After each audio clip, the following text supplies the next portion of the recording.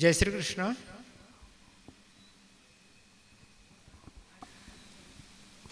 कोविडच्या 2 वर्षाच्या खंडानंतर आपल्या या वाग्यज्ञाची गंगा प्रवाहित करण्यासाठी पुनश्च एकदा परमपूज्य स्वामीजी सोलापुरात आज इथं आलेले आहेत. मी विकास सहकारी बँकेचे चेअरमन श्रीमान राजकुमारजी राठी यांना विनंती करतो की त्यांनी स्वामीजींचा इथं स्वागत सत्कार करावा.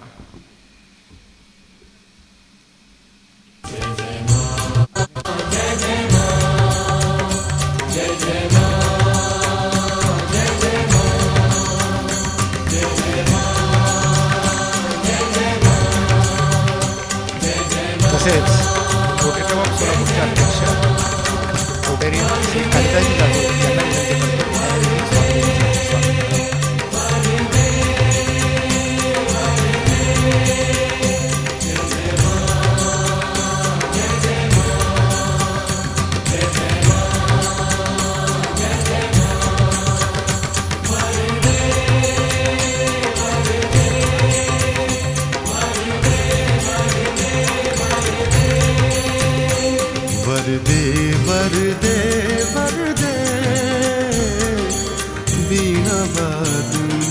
यावर्षी 2 वर्षाच्या कालखंडानंतर हा जो वाग्यज्ञ होत आहे, या दरम्यान काही ज्या महत्त्वाच्या घटना झालेल्या आहेत त्याचा इथं मला उल्लेख करणं अतिशय आवश्यक वाटतं. स्वामीजींचा मागचा वाग्यज्ञ आणि यावर्षीचा वाग्यज्ञ या 2 वर्षाच्या मध्ये आपल्या सगळ्यांना आनंद देणाऱ्या अशा अनेक घटना घडलेल्या आहेत. त्यात 2 महत्त्वाच्या घटनांचा मी इथं उल्लेख करू इच्छितो. त्यात पहिली घटना म्हणजे परमपूज्य स्वामीजींचं श्री रामजन्मभूमी तीर्थक्षेत्र न्यासाच्या कोषाध्यक्षपदी निवड झाली. ही सगळ्यात आपल्या सगळ्यांसाठी अभिमानाची गौरवाची बाब आहे. आणि आणखीन एक जी घटना 2च दिवसापूर्वी मला वाटतं हे सोलापूरकरांचं भाग्यच असावं की कृष्ण जन्मोत्सवाच्या पर्वावरती गोकुळाष्टमीच्या पर्वावरती स्वामीजी सोलापुरात आहेत आणि 2च दिवसापूर्वी श्री कृष्ण जन्मभूमी मथुराच्या उपाध्यक्षपदी स्वामीजींची नियुक्ती झालेली आहे. हे आपल्या सोलापूरकरांचं भाग्य आहे. सोलापूरकरावरती स्वामीजींचं असलेलं प्रेम आहे. कोरोनाच्या काळात देखील स्वामीजी पुण्यातून पहिल्यांदा बाहेर पडले कार्यक्रमासाठी, तर ते सोलापूरसाठीच. त्याचा मला इथं आवर्जून उल्लेख करावा लागतो. मागच्या 2 वर्षापूर्वी दसऱ्याच्या दिवशी 25 ऑक्टोबर 2020 रोजी विकास सहकारी बँकेच्या नूतन इमारतीच्या उद्घाटनानिमित्त स्वामीजी बाहेर पडले आणि स्वामीजींनी सांगितलं की कोरोनाच्या निमित्ताने आता कोरोनाचं मला कुठंतरी थांबवावं लागेल, म्हणून मला जे सीमोल्लंघन करायचं आहे त्या सीमोल्लंघनासाठी म्हणून मी सोलापूरला येत आहे. तर हे सोलापूरकरांचं भाग्य आहे. आणि अशाच प्रकारे या कृष्ण जन्मभूमीच्या न्यासावर नियुक्ती झाल्यानंतर स्वामीजी पुण्यातून बाहेर आले ते सोलापूरलाच. तर अशा प्रकारे आपल्या सोलापूरकरावरती स्वामीजींचं असलेलं हे प्रेम आहे. मी परमपूज्य स्वामीजींना विनंती करतो की या दरम्यान आणखीन एक जी महत्त्वाची घटना झाली ती म्हणजे स्वामीजींचं आणि आपल्या सगळ्यांचं जे काही एक स्वप्न होतं वेदश्री तपोवन. हे वेदश्री तपोवन आता आळंदी येथे, आळंदी देहू रोडवरती अतिशय उत्कृष्टरित्या साकारलेला आहे. आपण सगळ्यांनी तिथे भेट द्यावी अशा प्रकारचा हा प्रकल्प आहे.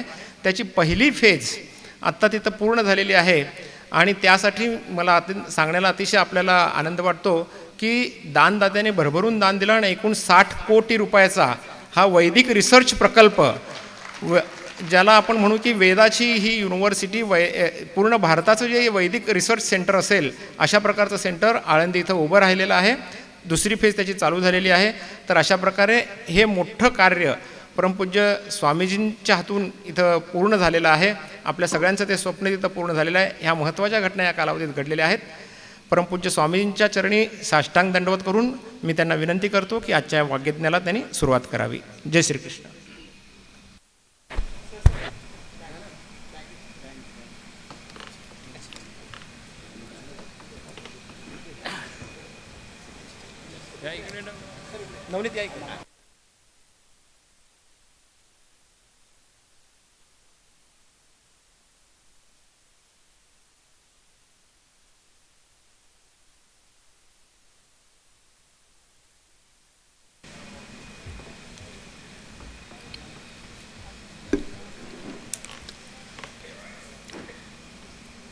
श्रीराम जय राम जय जय राम.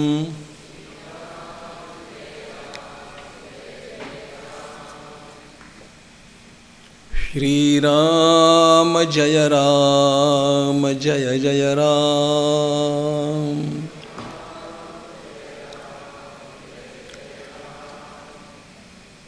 श्रीराम जय राम जय जय राम.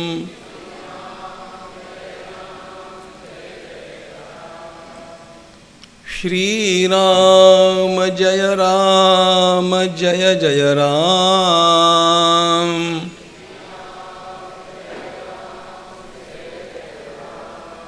श्रीराम जय राम जय जय राम.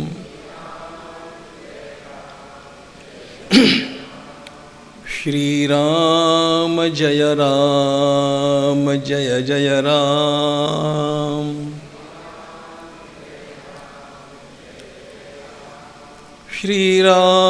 जय राम जय जय राम.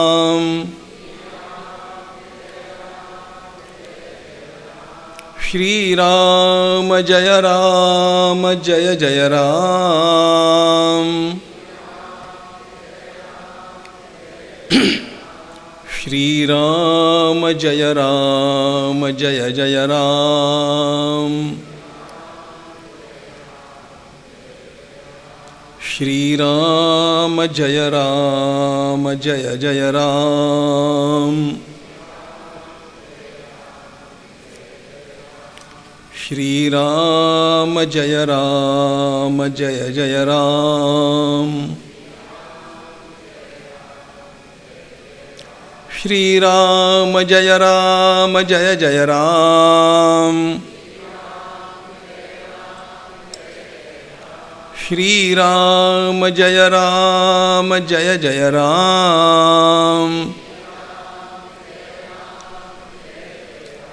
श्रीराम जय राम जय जय राम. श्रीराम जय राम जय जय राम. श्रीराम जय राम जय जय राम.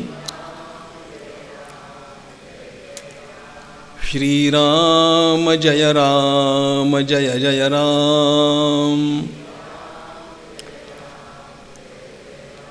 श्रीराम जय राम जय जय राम.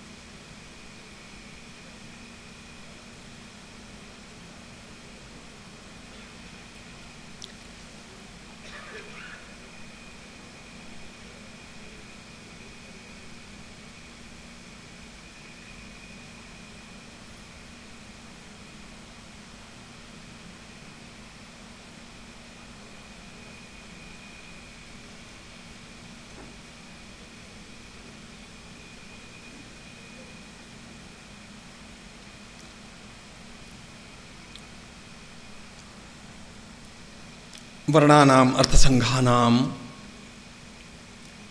रसानां छन्दसामपि मंगलानां च कर्तारौ वंदे वाणी विनायकौ। नमामि सद्गुरुं शान्तं सच्चिदानंद विग्रहं पूर्णब्रह्मपरानन्दम् ईशमानन्दिवल्लभम्।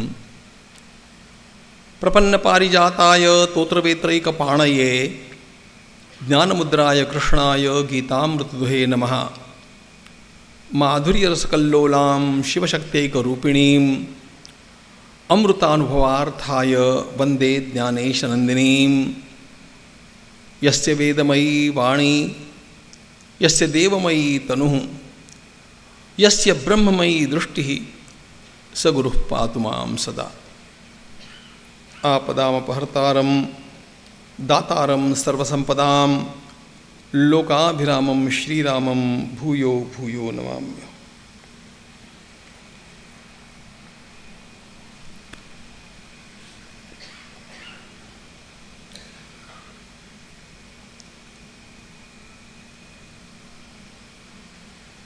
आपल्या देशाच्या या स्वातंत्र्यप्राप्तीच्या अमृत महोत्सव प्रसंगी आपण सर्वांनी उदार अंतःकरणानं आपल्या देशाची जी राष्ट्रभाषा हिंदी आहे तिच्यामध्ये चिंतन करणं मान्य करावं अशी माझी सर्वांना विनंती आहे। जब हम इस देश को अपना मानते हैं, इस पूरे राष्ट्र के लिए हम लोग समर्पित हैं, समर्पित होना चाहिए, इस प्रकार का विचार करते हैं, तो यद्यपि प्रतिवर्ष यहाँ पर अपना यह वाग्यज्ञ मराठी भाषा में होता है और इसलिए आप लोगों को पता है कि मैं थोड़ी थोड़ी मराठी भाषा बोलना जानता हूँ, फिर भी इस वर्ष मेरा आग्रह यही रहेगा कि हम लोग अपना यह चिंतन मेरा भारत महान इस विषय को लेकर के हिंदी भाषा में ही करें, क्योंकि वह राष्ट्रभाषा है। हमारी राष्ट्रभाषा का सम्मान इस प्रकार से हम लोगों को अभिव्यक्त करना चाहिए और वह अधिकाधिक मुखर और प्रखर होकर के हमारी अभिव्यक्ति में आना चाहिए, इस प्रकार का आग्रह भी मैं रखता हूं। कोविड के इस अत्यंत बड़ी आपदा में हम लोगों ने बहुत सहा, बहुत कुछ खोया, थोड़ा बहुत पाया और एक बात का अनुभव किया कि अपने जीवन काल में कभी भी हम लोगों को इस प्रकार का, इस परिस्थिति का सामना नहीं करना पड़ा था। अब उसके बारे में अधिक बोलने की आवश्यकता नहीं, किंतु उसके कारण जिस प्रकार बहुत सारे कार्य प्रतिबद्ध हो गए, अवरुद्ध हो गए, अपना वाग यज्ञ भी रुक गया। यद्यपि वाग यज्ञ सोलापुर में आकर के मैं नहीं कर पाया, तब भी आप लोगों को याद करके मेरी वाणी का यज्ञ तो चलता ही रहा और ऑनलाइन 135 व्याख्यान मैंने लाइफ मैनेजमेंट के ऊपर दे दिए। लाइफ मैनेजमेंट वैदिक विजन इस विषय को लेकर के, और 65 पातंजलि योग सूत्रों को लेकर के दे दिए। वाग यज्ञ चलते ही रहना चाहिए, क्योंकि हमारे शास्त्रों ने हम लोगों को कहा है, भगवान वेद ने कहा है, स्वाध्याय प्रवचनाभ्याम न प्रमदितव्यम।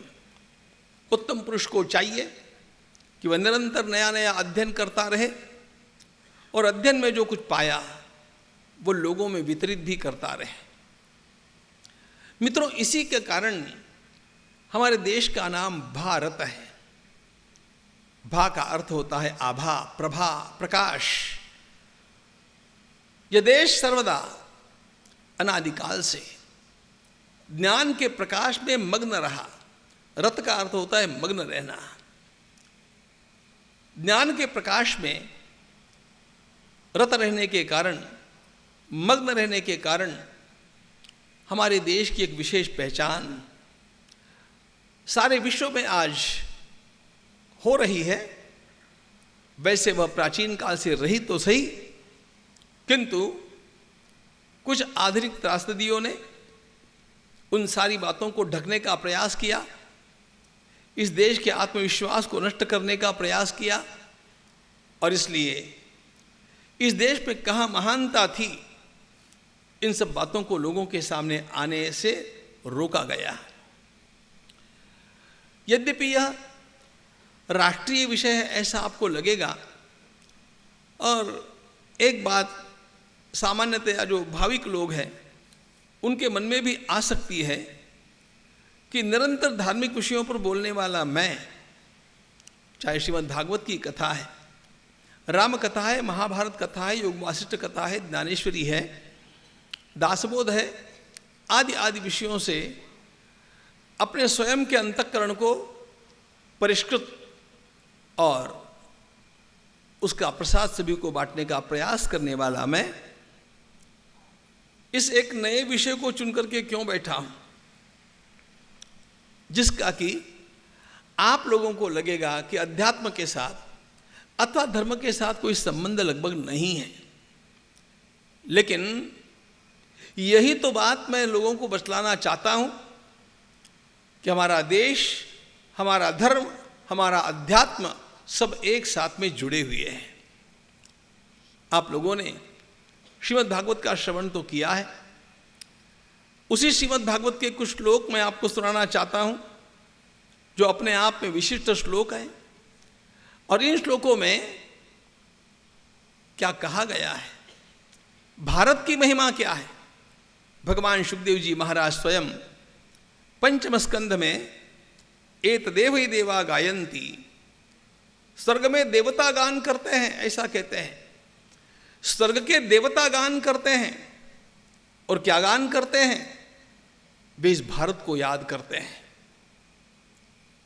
भारत के विषय में बोलना कैसे धार्मिक विषय है, कैसे आध्यात्मिक विषय है, और कैसे हम सब लोगों के लिए प्राणप्रिय विषय हो जाना चाहिए, इस बात को प्रमाणित करने के लिए मैं श्रीमद् भागवत के आधार से आपको बतलाना चाहता हूं।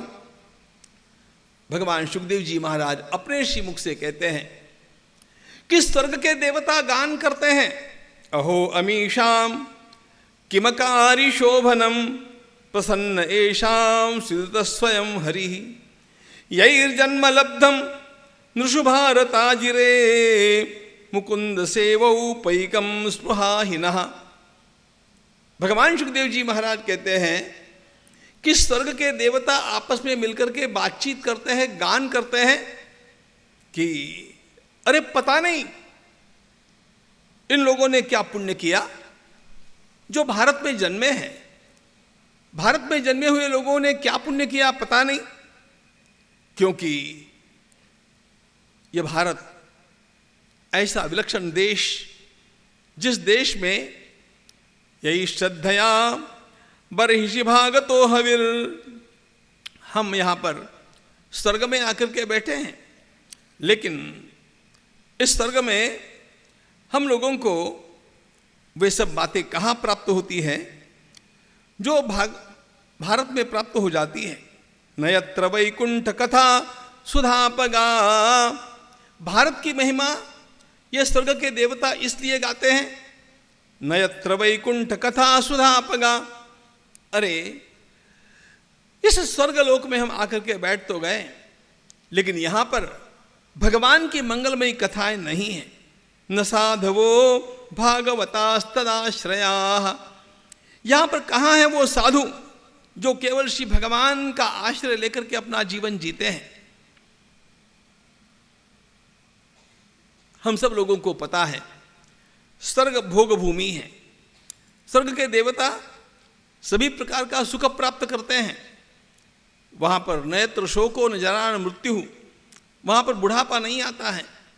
वहां पर किसी प्रकार की बीमारी नहीं होती है, यह सब कुछ तो है, लेकिन इतना लंबा जीवन प्राप्त करके करना भी क्या? वे कहते हैं जीवन की सार्थकता तो भगवान की मंगलमयी कथा का श्रवण करने में है। जीवन की सार्थकता उन साधुओं की संगति करने में है, भागवतास तदाश्रयाः, जो केवल श्री भगवान का आश्रय लेकर के अपना जीवन यापन करते हैं। आज भगवान श्री रामकृष्ण देव का स्मरण दिन है। कैसे थे वे महात्मा? ठाकुर रामकृष्ण परमहंस देव, उनके जीवन की ओर जब हम देखते हैं तो एक बात ध्यान में आती है कि इस महान व्यक्तित्व ने अपने जीवन में एक परमात्मा को छोड़ करके अन्य किसी भी बात का सहारा लिया ही नहीं। न लोगों का लिया, न वित्त का लिया, न विद्या का लिया, न किसी प्रकार की संस्था का लिया। बाल्यकाल से लेकर के एक ही धुन लेकर के श्री ठाकुर रामकृष्ण देव बैठे, मुझे श्री भगवान से मिलना है, मुझे श्री भगवान का दर्शन चाहिए। और श्री भगवान का दर्शन प्राप्त करने के लिए उन्होंने अपना सारा जीवन लगा दिया। बाल्यकाल में जब उनसे कहा गया, करे गदाधर तुम्हें विद्यालय में जाकर के पढ़ना चाहिए, तो छोटे गदाधर ने उस समय ही उत्तर दे दिया कि दाल भात कमाने की विद्या मुझे नहीं पढ़नी है, मुझे तो केवल एक ही विद्या पढ़नी है, जिस विद्या को पढ़ने से साक्षात श्री भगवान की प्राप्ति हो जाती है। भागवतास तदाश्रयाः, केवल श्री भगवान का आश्रय लेकर के भगवान के भरोसे अपने जीवन को यापन करते हुए और उसी के दर्शन की ललक लेकर के अंतःकरण में अपने सारे जीवन को अर्पित करने वाले महात्माओं के अग्रगण्य महात्मा ठाकुर रामकृष्ण परमहंस देव तो है ही, किंतु ऐसे महात्माओं की इस देश में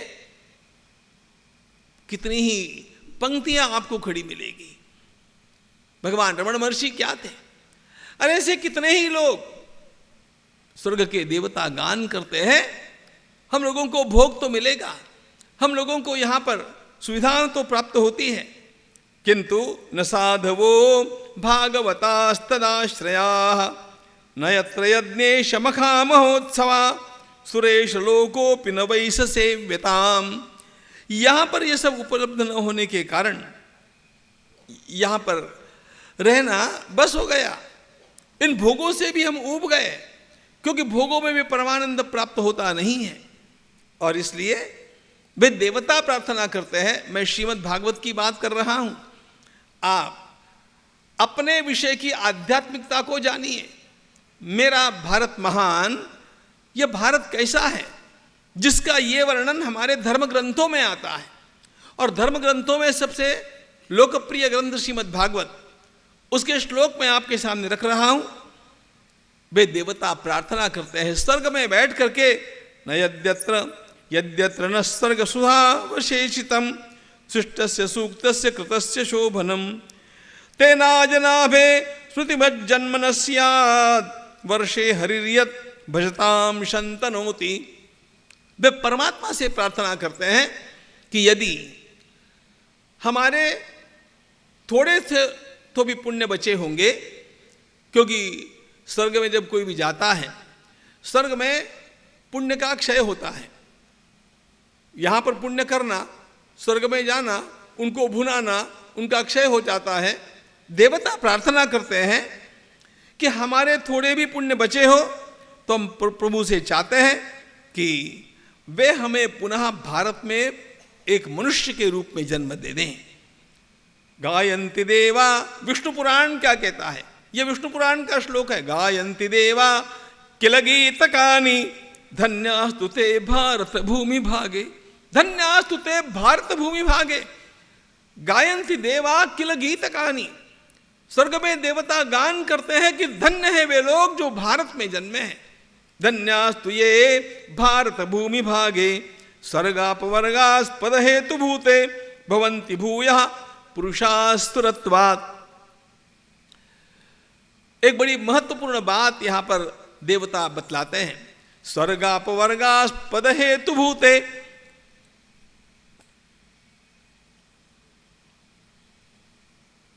मृत्युलोक में पुण्य प्राप्त करके लोग स्वर्ग में जाकर के पहुंच सकते हैं, लेकिन स्वर्ग में जाने के पश्चात उनको केवल अपने पुण्य को भुनाना ही संभव होता है, सुखोपभोग ही प्राप्त हो सकते हैं। स्वर्ग में रह करके उनको मोक्ष नहीं मिल सकता। स्वर्ग से भी महान स्थिति इस भारतवर्ष की यह है कि यदि उन देवताओं को भी मोक्ष प्राप्त करना होगा तो उनको भारत में आकर के जन्म लेना आवश्यक है। स्वर्गापवर्गा पद हेतु भूते भवंति भूय पुरुषा सुरत्वात् सुरत्वात् पुरुषा भवंति। हम स्वर्ग के देवता होकर के हमें तृप्ति नहीं, हम पुनः भारत में जन्म लेकर के और मनुष्य के रूप में मोक्ष के लिए साधन करें। इस प्रकार के गीत जिस भूमि के लिए देवता स्वर्ग में गाते हैं, मैंने तो आपको केवल 2-3 श्लोक सुनाए हैं।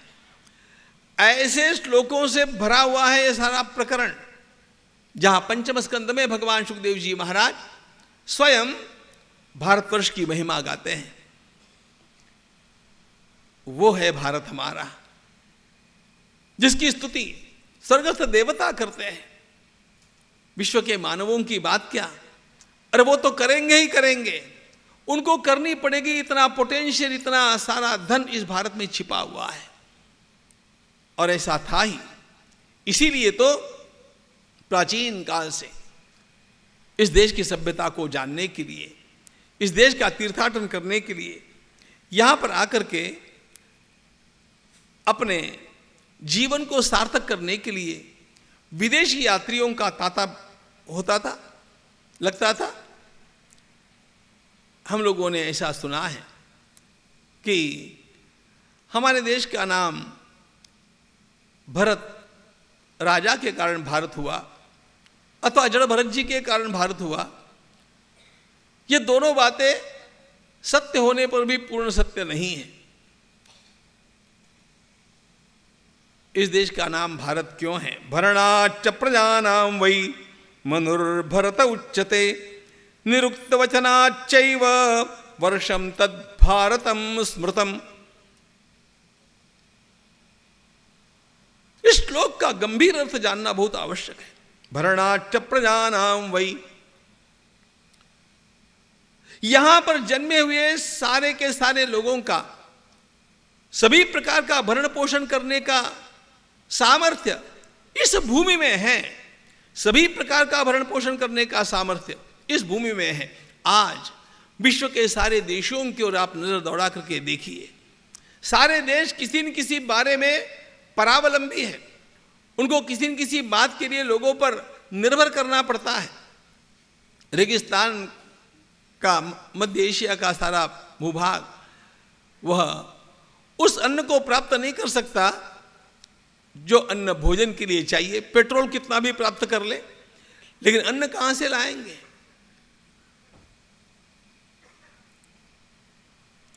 अमेरिका का निवासी खेती भी कर सकता है, टेक्निकली परफेक्ट भी हो सकता है, लेकिन अमेरिका की संस्कृति इतनी अर्वाचीन है, 400-500 वर्षों के भीतर की है, कि जिन विचारों को लेकर के अपनी बुद्धि का पोषण हो जाए, ऐसे विचार वहां पर आपको नहीं मिलेंगे। ये सारे के सारे विचार इस भारत भूमि के विचार हैं। ये सारा का सारा ज्ञान पश्चिम में भी जो गया, हम लोगों को 3 दिन चिंतन करना है। हम देखेंगे, चाहे ग्रीस में गया हो, मध्य एशिया में गया हो, यूरोप में गया हो, सारा का सारा ज्ञान भारत से गया, सारे महान विचार भारत से गए। मित्रों, इन सब बातों को हम लोगों से छिपाया गया, जानबूझ करके छिपाया गया। उसका विस्तार से वर्णन तो हम बाद में देखने ही वाले हैं। लेकिन भरणात् च प्रजानां वै, यहां जन्मा हुआ व्यक्ति, भारत में जन्मा हुआ व्यक्ति, वह इतना परिपूर्ण होता है कि उसे अपने अन्न के लिए, संरक्षण के लिए, विचारों के लिए, सारी संस्कृति के लिए किसी की ओर ताकना नहीं पड़ता, किसी की ओर देखना नहीं पड़ता। पूरे भारत की बात तो छोड़ दीजिए, भारत की रचना इस प्रकार की थी कि भारत का छोटा छोटा गांव भी स्वयं पूर्ण हो जाता था। उसे पंचक्रोशी के बाहर नहीं जाना पड़ता था। पंचक्रोशी हमारे यहाँ पर एक अत्यंत महत्वपूर्ण शब्द है। हर पंचक्रोशी यानी आज की भाषा में बोलना हो तो 10 मील यानी 16 किलोमीटर, 16 किलोमीटर के रेडियस में सब कुछ उपलब्ध हो जाता था। उन लोगों को उससे बाहर जाने की आवश्यकता थी नहीं। इतना भरण पोषण विचार का और अन्न का इस देश में होता था। भरणाच्च प्रजानां वै मनुर्भरत उच्यते निरुक्त वचनाच्चैव वर्षं तत् भारतं स्मृतं भरतात् भारती कीर्तिर ये नेदम भारतं कुलम अपरे च पूर्वे वै भारता इति विश्रुता। अब एक बात तो है कि निश्चित रूप से हमारे देश में 2 भरत इतने महान हुए कि जिनका प्रभाव इस देश का नाम अत्यंत ऊंचा करने की दृष्टि से हो गया। एक जिनका उल्लेख, जिनका वर्णन विस्तार से, जिनकी कथा श्रीमद् भागवत में आती है, जिनको हम जड़ भरत के रूप में जानते हैं, वे ज्ञानी भरत, और दूसरे दुष्यंत के और शकुंतला के पुत्र भरत जो पराक्रमी भरत थे। ज्ञान और पराक्रम, इन दोनों बातों में इन दोनों का यश इतना बढ़ गया कि जिनके कारण भारत भी गौरवान्वित हो गया और ऐसा माना जाने लग गया कि इनके कारण भारत का नाम भारत हुआ है। वस्तुतः यह व्युत्पत्ति से भरणात् भारत, सभी का भरण पोषण करने के लिए भारत। क्या है भारत की सीमाएं? उत्तरम। इस बात को भी जानना चाहिए कि हम लोगों के दिमाग में कुछ बातें ऐसी बैठा दी गई कि हमारे देश की एकता का बोध हम लोगों को अंग्रेजों ने कराया। अंग्रेजों के आने के पश्चात उनके छत्र के नीचे जब पूरा देश आ गया, तब यह देश एकता का अनुभव करने लग गया। इतनी सारी छिछरी बातें हम लोगों को दिमाग में बैठा दी गई और षड्यंत्र के तहत बैठाई गई। यह सारा योजना पूर्वक किया गया ताकि इस देश का आत्मविश्वास समाप्त हो जाए। लेकिन हमारे प्राचीन ग्रंथों में भारत की सीमाओं का वर्णन मिलता है। उत्तरम यत् समुद्रस्य हिमाद्रेश्चैव दक्षिणम वर्षं तद् भारतं नाम भारती यत्र संतति। उत्तरम यत् समुद्रस्य, जो सागर की उत्तर दिशा में है, हिमालय की दक्षिण दिशा में है। पूरब और पश्चिम का उल्लेख नहीं है, क्योंकि पूरब और पश्चिम में भारत का विस्तार कितना था। जहां तक आज का हिंदुकुश पर्वत आगे चल करके ईरान तक का जो भाग है और यहां पर पूरा ब्रह्मदेश का भाग, ये सारा विशाल भारत कहलाता था। और इस प्रकार के भारत का नक्शा, ये मैं बिल्कुल अद्यतन बात बोलता हूं, इस प्रकार के भारत का नक्शा ईस्ट इंडिया कंपनी ने प्रिंट किया था ईसवी सन 1818 में। नाम दिया था हिंदुस्तान, भारत नहीं दिया था। हिंदुस्तान नाम देकर के इतने बड़े भूभाग को हिंदुस्तान कहते हैं। इस प्रकार का उन्होंने भारत का वर्णन किया था, भारत का प्रतिपादन किया था। इस प्रकार का यह देश प्राचीन काल से सब लोगों के लिए अत्यंत आदरणीय और स्वयं पूर्ण, इस प्रकार का ज्ञान के क्षेत्र में, विज्ञान के क्षेत्र में, पराक्रम के क्षेत्र में, हर क्षेत्र में कैसा महान था, इसका चिंतन हम लोग करने वाले हैं। किसी भी देश की महानता, किसी भी देश की महानता सबसे पहले आकी जाती है उस देश में जो विचार निर्माण हुए उससे। इस देश के विचारकों की ऊंचाई कितनी थी, गहराई कितनी थी, वे क्या क्या सोचते थे, पूरे जीवन का विचार उन्होंने किस प्रकार से किया। और इस दृष्टि से जब देखते हैं तो सारे विश्व को संस्कृति प्रदान करने वाले इस देश का प्राचीनतम इतिहास हम लोगों को इतना सब कुछ दिखाता है, इतना सब कुछ सिखाता है कि हम लोगों को गर्व होना चाहिए कि हम भारतीय हैं। या वेद स्मृति शास्त्रविन मुनिवरैर जुष्टा सुखैकास्पदम दैवी संपदलंकृता भगवता श्रीशेन संरक्षिता, या वर्णाश्रम धर्मसार हृदया कामार्थ मोक्ष प्रदा, नित्या विश्वहितैषिणी जयतु सा श्री वैदिकी संस्कृति। इस भारत की सबसे महान निधि, इस भारत का सबसे बड़ा धन यदि कुछ होगा प्राचीन काल से, तो वे साक्षात भगवान के निस्वार्थ रूप प्रकट हुए वेद हैं। उन वेदों की महिमा हम हमारे आचार्यों की वाणी में, ऋषियों की वाणी में, संतों की वाणी में, विद्वानों की वाणी में सर्वत्र सुनते हैं। औरों की बात छोड़ दीजिए, संत सम्राट श्री ज्ञानेश्वर महाराज अपनी ज्ञानेश्वरी का आरंभ करते हैं, ओम नमो जी आद्या वेद प्रतिपाद्या जय जय स्वसंवेद्या आत्मरूपा। वेद प्रतिपाद्या, वे वेद प्रतिपाद्य आत्म तत्व का वर्णन करते हैं, वे वेद प्रतिपाद्य संस्कृति का समर्थन करते हैं, और इतना समर्थन करते हैं कि लोगों से ये बतलाते हैं कि देखो, आपकी चिंता वहन करने वाला, आपका कल्याण करने वाला वेदों जैसा अन्य कोई उपलब्ध हो नहीं सकता। जे अहिता पासो निकाढ़िती हित देवु निवाड़विती, नाही गा श्रुति परौती माउली जगा। ध्यान रखना, महाराज कहते हैं हमारे जीवन को कल्याण के मार्ग पर आगे बढ़ाने वाला और हमारे जीवन के सारे खतरों से हम लोगों को दूर करने वाला, अनिष्ट से दूर करना और हमें जो चाहिए उसको प्राप्त करा देना, इतना सामर्थ्य रखने वाला और सबकी ओर करुणा से देखने वाला वेद, यह सारे संसार की मां है। ज्ञानेश्वर महाराज, हम ज्ञानेश्वर महाराज को माउली कहते हैं, आप लोगों को पता है, लेकिन श्री ज्ञानेश्वर महाराज वेदों को माउली कहते हैं। जे अहिता पासो निकाढ़ती हित देवु निवाड़विती, नाही गा श्रुति परौती माउली जगा। तेने वेदांचा निरोपा आनन कीजिए। जिसको अपना कल्याण चाहिए वह कभी भी वेदों की ओर उपेक्षा बुद्धि से न देखे, वेदों के आचरण को अपने जीवन में लाए। हमारी सारी परंपरा इन वेदों का गुणगान करती है। हमारा देश इसलिए महान, महानतम,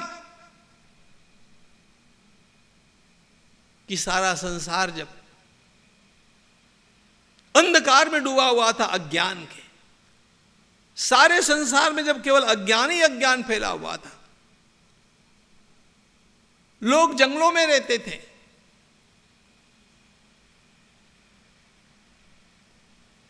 कपड़ा पहनना ही हो तो वृक्षों की खाल अथवा मृगया करके, शिकार करके मारे हुए प्राणियों के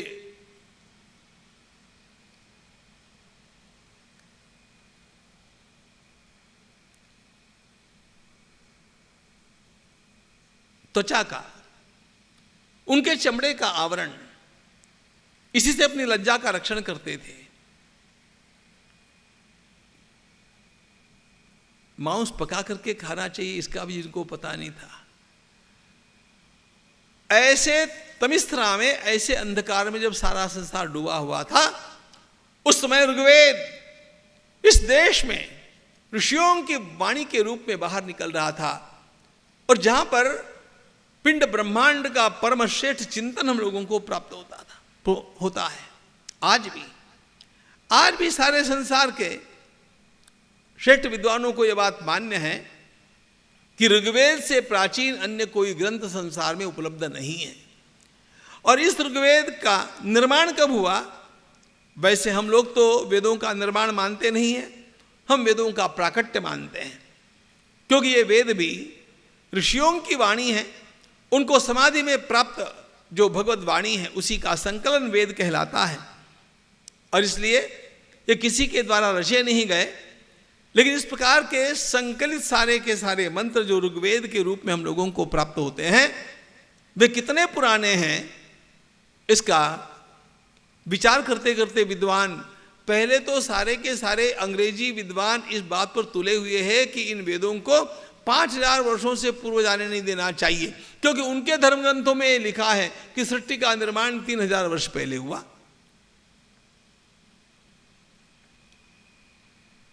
लेकिन प्रामाणिक विद्वानों ने इस बात को मान्य किया कि किसी भी प्रकार ऋग्वेद का काल 10,000 वर्षों से इधर तो लाया ही नहीं जा सकता, और 10,000 वर्ष है यह भी कहा नहीं जा सकता। No power on the earth can decide the date of Vedas. ये सारे वेदों का अध्ययन करने के पश्चात डॉक्टर विंटरनिस ने कहा हुआ वाक्य है, no power on earth can decide. क्योंकि जिन आकाशीय तत्वों के और ज्योतिष विज्ञान के आधार से वेदों का काल निश्चित करने का प्रयास किया गया, उस प्रकार की घटनाएं चक्रणे विक्रमेण पुनः पुनः घटती रहती हैं, और इसलिए वेदों के काल की निश्चिति नहीं हो सकती है। इतने प्राचीन ये वेद है।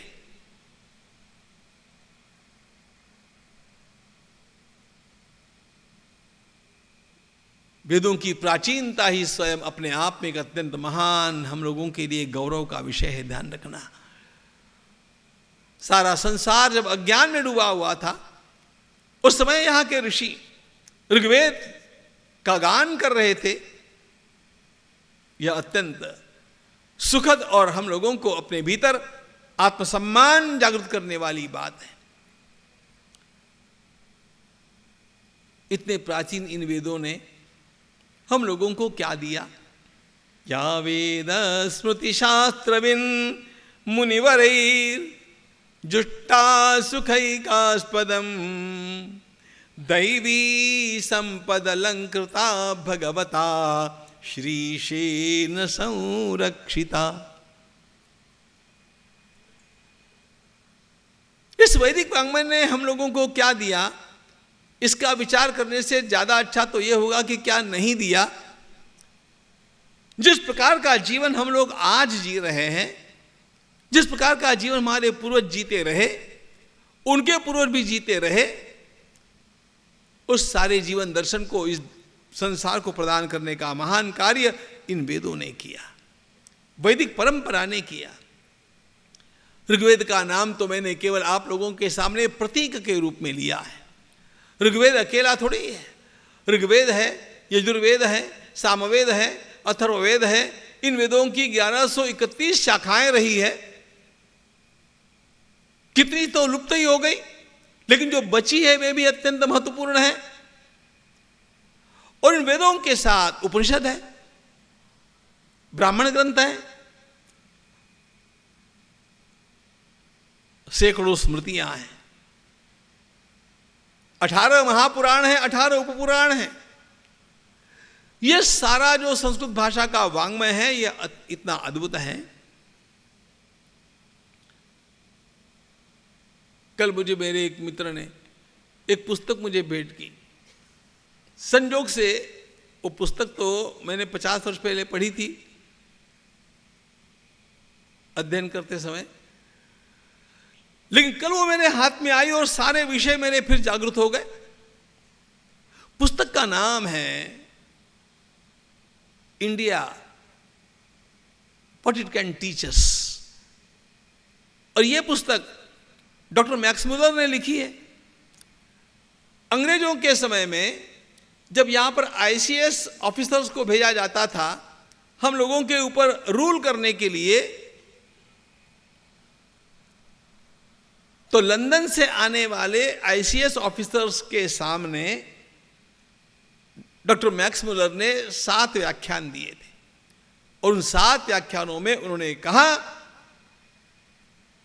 देखो आप उस देश में जा रहे हैं जो देश आपको सबसे अधिक सिखाएगा। आप उस देश में जा रहे हैं जिस देश का प्राकृतिक सौंदर्य सारे संसार में आपको अन्यत्र कहीं पर भी नहीं मिलेगा। आप उस देश में जा रहे हैं जहां की भाषा सर्वोत्तम भाषा है। और ध्यान रखना, ये मैक्स मुलर साहब वो थे जिन्होंने वेदों का खंडन करने के लिए वेदों का अनुवाद किया था। जिन्होंने स्वयं ये अपने संबंधित लोगों से कह दिया था कि बस वेदों का अनुवाद होने की देरी है कि अपने आप ही ये सारे के सारे भारतीय लोग अपने धर्म को तिलांजलि दे करके ईसाई बन जाएंगे, इनकी अपनी श्रद्धा डिग जाएगी, न इनका अपनी भाषा से प्रेम रहेगा, न इनका अपनी परंपरा से प्रेम रहेगा, न इनका अपने पूर्वजों से प्रेम रहेगा। इसलिए मैं इन वेदों का अनुवाद करना चाहता हूं। ऐसे कहने वाले मैक्स मुलर साहब अंततोगत्वा इतने स्वयं बदल गए कि उन्होंने कहा, मैंने अपने जीवन में इतना महान साहित्य कहीं नहीं देखा, इतना महान देश कहीं पर भी मैंने नहीं पाया।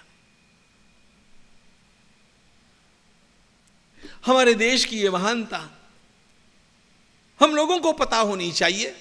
दुर्दैव ये है कि हमारी शिक्षा पद्धति में इन महानताओं का उल्लेख भी नहीं किया जाता है। उल्टे ये बताया जाता है कि इस देश में जितना भी प्राचीन वाङ्मय है वो केवल अंधश्रद्धा से भरा हुआ है, सड़ा हुआ है, आउटडेटेड है, संस्कृत भाषा डेड लैंग्वेज है। ये सब हमारे दिमाग में ठूस ठूस करके शिक्षा पद्धति के माध्यम से भर दिया गया। इस देश में ज्ञान नहीं था, इस देश में सभ्यता नहीं थी, ऐसा हम लोगों को सिखाया गया। मैं इन 3 दिनों में आपको हर बात का उत्तर देने वाला हूं मित्रों, क्योंकि जब तक इस देश की महानता हमारे ध्यान में नहीं आएगी तब तक हम लोगों का आत्मसम्मान भी उतना जागृत नहीं होगा जितना होना चाहिए। इस देश को लेकर के, इस देश को देख करके हमारे प्राचीन राजा लोग क्या कहा करते थे? अत्र ते वर्णयिष्यामि। मैं महाभारत पढ़ रहा हूं। हमारे प्राचीन ग्रंथों में हमारी राष्ट्रीयता कैसे भरी हुई है इसका हम लोगों को पता होना चाहिए। अत्र ते वर्णयिष्यामि वर्षम भारत भारतम प्रियम इंद्रस्य देवस्य। ये इंद्र को अत्यंत प्रिय लगता है देश, इंद्र की इच्छा होती है यहां पर आने की। प्रियम इंद्रस्य देवस्य मनोर्वैवस्वतस्य च पृथोश्च राजवैन्यस्य। अरे महाराज पृथु ने इस देश से कितना प्रेम किया, कितना प्रेम इस देश से इक्ष्वाकु ने किया। तथेक्ष्वाकोर महात्मनः। कितना प्रेम इस देश से, कितना प्रेम इस देश से किया, ये शब्द हैं। प्रियम भारत भारतम ययातेर अंबरीशस्य मान्धातुर नौशस्य च अन्येषांच महाराज क्षत्रियाणां बलीयसां सर्वेषां एव राजेंद्र प्रियम भारत भारत। मेरा देश, मेरा भारत, उसकी महानता हम लोगों के ध्यान में आनी चाहिए कि हमारे राजा केवल खा पी करके सत्ता का उपभोग लेकर के मर नहीं गए, उन्होंने इस देश से प्रेम किया, यहां की मिट्टी से प्रेम किया, यहां की परंपरा से प्रेम किया, यहां की भाषा से प्रेम किया, यहां के रीति रिवाजों से प्रेम किया, इस संस्कृति से प्रेम किया।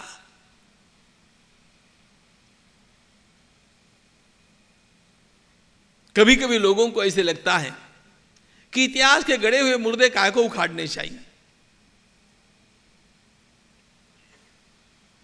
ध्यान इस बात का रखना, जो लोग अपने देश का इतिहास नहीं जानते हैं वे लोग अपने देश का भविष्य भी निर्माण नहीं कर सकते हैं। इतिहास से प्रेरणाएं मिलती है, इतिहास से हमारा अंतःकरण विशाल होता है, इतिहास से हमारा आत्मविश्वास बढ़ता है, इतिहास से हमें वो दिशा पता चलती है जिस दिशा में हमें चलना चाहिए। गत 300 वर्षों में जितने भी महान लोग इस देश में राजनीति में काम किए हैं, इस देश को बचाने के लिए, 1-2 उदाहरण छोड़ दीजिए, लेकिन बाकी सारे के सारे लोगों ने प्रेरणा छत्रपति शिवाजी महाराज के इतिहास से पाई है। छत्रपति शिवाजी महाराज को पढ़ा, छत्रपति शिवाजी महाराज को जाना। आप चाहे नेताजी सुभाष चंद्र बोस का नाम लीजिए, स्वामी विवेकानंद का नाम लीजिए, स्वतंत्र वीर सावरकर जी का नाम लीजिए, लोकमान्य तिलक का नाम लीजिए, ये सारे के सारे लोग प्रेरणा कहां से पा रहे थे? छत्रपति शिवाजी महाराज से। छत्रपति शिवाजी महाराज ने प्रेरणा कहां से पाई थी? उनके पूर्वज जो हुए विजयनगर के साम्राज्य के, उधर हम कल आएंगे, लेकिन मूल बात यह है कि इतिहास प्रेरणा देने के लिए होता है। बिना इतिहास के जाने ये प्रेरणाएं जागृत नहीं होती। बिना इतिहास के जाने हमें किस दिशा में आगे बढ़ना है इसका पता नहीं चलता। और इसलिए जिनको इतिहास का ज्ञान नहीं, जिनको इतिहास का भान नहीं, वे भविष्य का निर्माण नहीं कर सकते। आपको पता होना चाहिए स्वामी विवेकानंद का नाम इतना बड़ा क्यों हो गया। स्वामी जी के संदेश में वो ओज कहां से आया। अरे वेदांत के ग्रंथ पढ़ने वाले, उपनिषद के ग्रंथ पढ़ने वाले तो अन्य भी साधु महात्मा हमारे देश में रहे। स्वामी जी से भी जिन्होंने अधिक अध्ययन किया ऐसे भी अनेक लोग हमारे देश में रहे। लेकिन स्वामी जी की विशेषता यह थी कि वर्ल्ड हिस्ट्री का जो अध्ययन उन्होंने किया था वो अद्भुत था। वर्ल्ड हिस्ट्री, भारत का इतिहास और सारे संसार का इतिहास जो उन्होंने जाना था, उस इतिहास ने उनको दिशा दे दी कि मुझे किस दिशा में काम करना है, मुझे लोगों के सामने क्या क्या कहना है। और इसलिए छत्रपति शिवाजी महाराज के बारे में जब चेन्नई के बीच पर कुछ बालक अंट संट बात बकने लग गए, स्वामी जी ने तुरंत उठ करके कहा, रुको, मेरी बात सुनो। विदेशी शत्रुओं का इतिहास, विदेशी शत्रुओं के द्वारा लिखा गया शिवाजी का चरित्र पढ़ करके आप लोग बोल रहे हैं, मैं आपको शिवाजी का सच्चा चरित्र बतलाता हूं। और उन्होंने कहा, पहले 2 वाक्य मेरे सुन लो। उन्होंने कहा,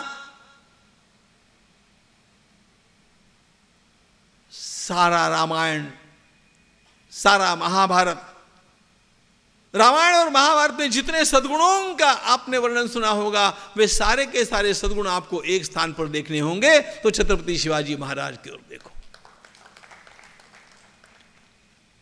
स्वामी जी इस आत्मविश्वास के साथ चलते थे क्योंकि उन्होंने इतिहास को जाना था। इतिहास को जाना था, इसलिए भविष्य को निर्माण करना किस दिशा में हो सकता है ये वे जानते थे। और इसलिए केवल वेदांत पढ़ने वाले लोग वो मार्गदर्शन नहीं कर सके जो स्वामी जी कर सके।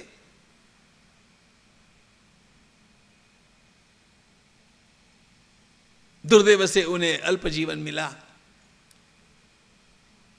जितना उन्होंने किया उतना ही महान है, किंतु हम लोगों का तो कर्तव्य है कि हम गहराई में जाकर के और भी अधिक इतिहास का चिंतन करें, अधिक इतिहास को जानें।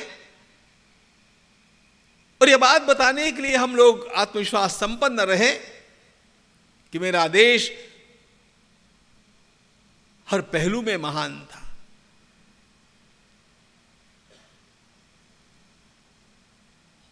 उसकी हर बात आसमान को छू रही थी। मैं उस देश का नागरिक हूं, मैं उस भारत माता का पुत्र हूं जिसकी महानता की कोई सीमा नहीं। और इसीलिए इस देश से इन सब लोगों ने अत्यंत प्रेम किया।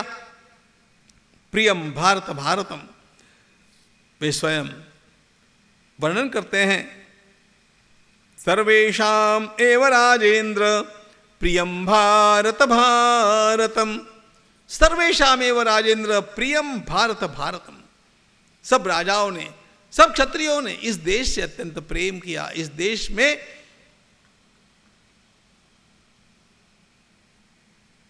अपना सर्वस्व देखा।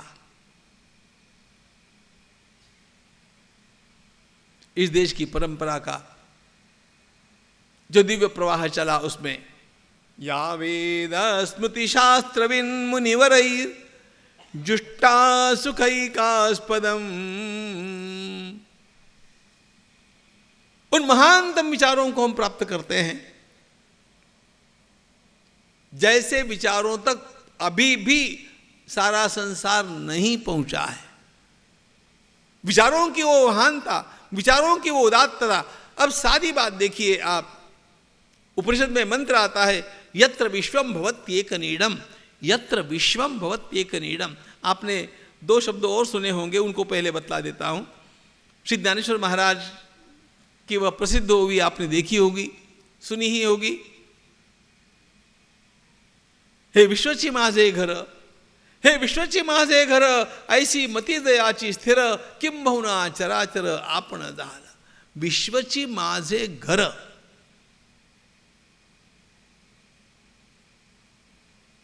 घर कहाँ है हो? लूटने के लिए जाने का देश नहीं कहा है. हम घर में लूट खसोट नहीं करते हैं. इस देश का एक भी राजा बाहर के राजाओं को जाकर के कभी लूटता रहा हो, ऐसा एक भी उदाहरण नहीं मिलता है. विश्वची माझे घर, ये श्री ज्ञानेश्वर महाराज की महान उक्ति और उसका मूल प्रतिध्वनि योग वासिष्ठकार ने जो कहा, वशिष्ठ मुनि ने, अयन निज परो वेति गणना लघुचेतसाम उदार चरितानांतु वसुधैव कुटुंबकम. वसुधैव कुटुंबकम, ये विचार आपको किसी भी अन्य देश में मिलता है क्या? विचारों की महानता देखिए, ये भावनाओं की विशालता देखिए. और उससे पूर्व उपनिषद में हम जाते हैं तो क्या सुंदर वाक्य, यत्र विश्वम भवत्येक नीडम. एक नीडम. योग वासिष्ठकार ने एक कुटुंब कहा. देखिए मौज देखिए, योग वासिष्ठकार ने कहा वसुधैव कुटुंबकम, एक परिवार.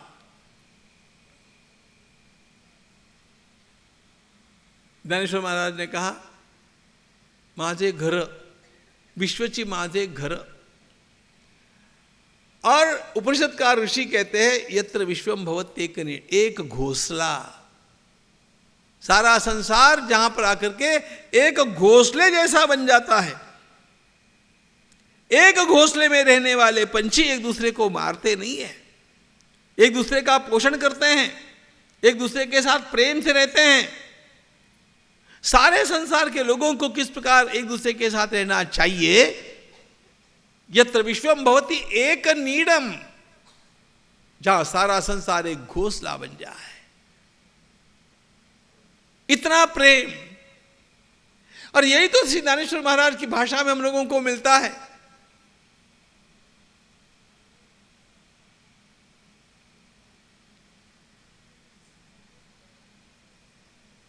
सारे संसार के लोगों को क्या क्या प्राप्त होना चाहिए. जे खड़ांची वेंकटी सांडो तया सत्कर्मी रीतिवाड़ो भूता परस्परे जड़ो मैत्र जीवा से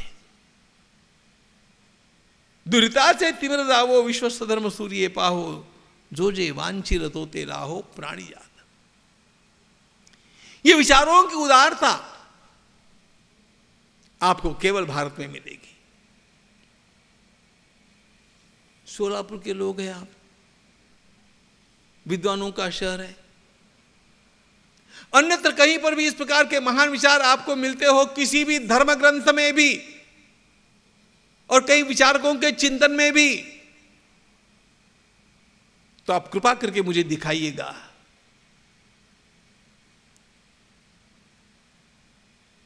मेरे संप्रदाय का भला हो, मेरे कुंबे का भला हो, ऐसा तो सब ने कहा.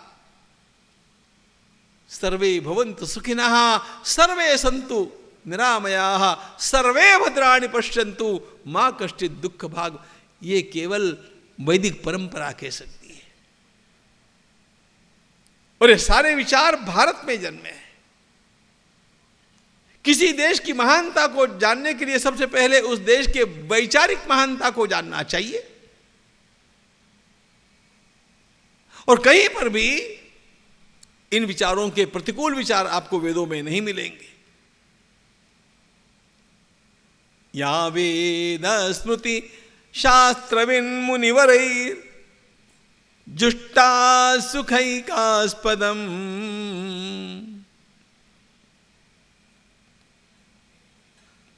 दैवी संपदलंकृता भगवता श्रीशेन संरक्षिता. या वर्णाश्रम धर्मसार हृदया कामार्थ मोक्ष प्रदा नित्या विश्वहितैषिणी. सभी का कल्याण चाहने वाली ये परंपरा, सभी का कल्याण चाहने वाली ये विचारधारा संसार के अन्य देशों में उपलब्ध नहीं है। इसीलिए तो शिकागो की सभा में सभी के सभी लोगों ने जो भाषण किए थे, उन भाषणों में मेरा संप्रदाय कैसे अच्छा है, हमारा मत कैसे सबसे श्रेष्ठ है, इसी बात का प्रतिपादन किया। भारत का 32 वर्ष का एक युवा सन्यासी वहां पर खड़ा हो गया और उसने अपने पहले ही वाक्य में, संबोधन में ही, my sisters and brothers of America, इतना कहते ही विश्व बंधुत्व क्या होता है इसको साकार कर दिया। और ये नहीं कहा कि मेरा हिंदू धर्म सबसे श्रेष्ठ है, ना, ये नहीं कहा।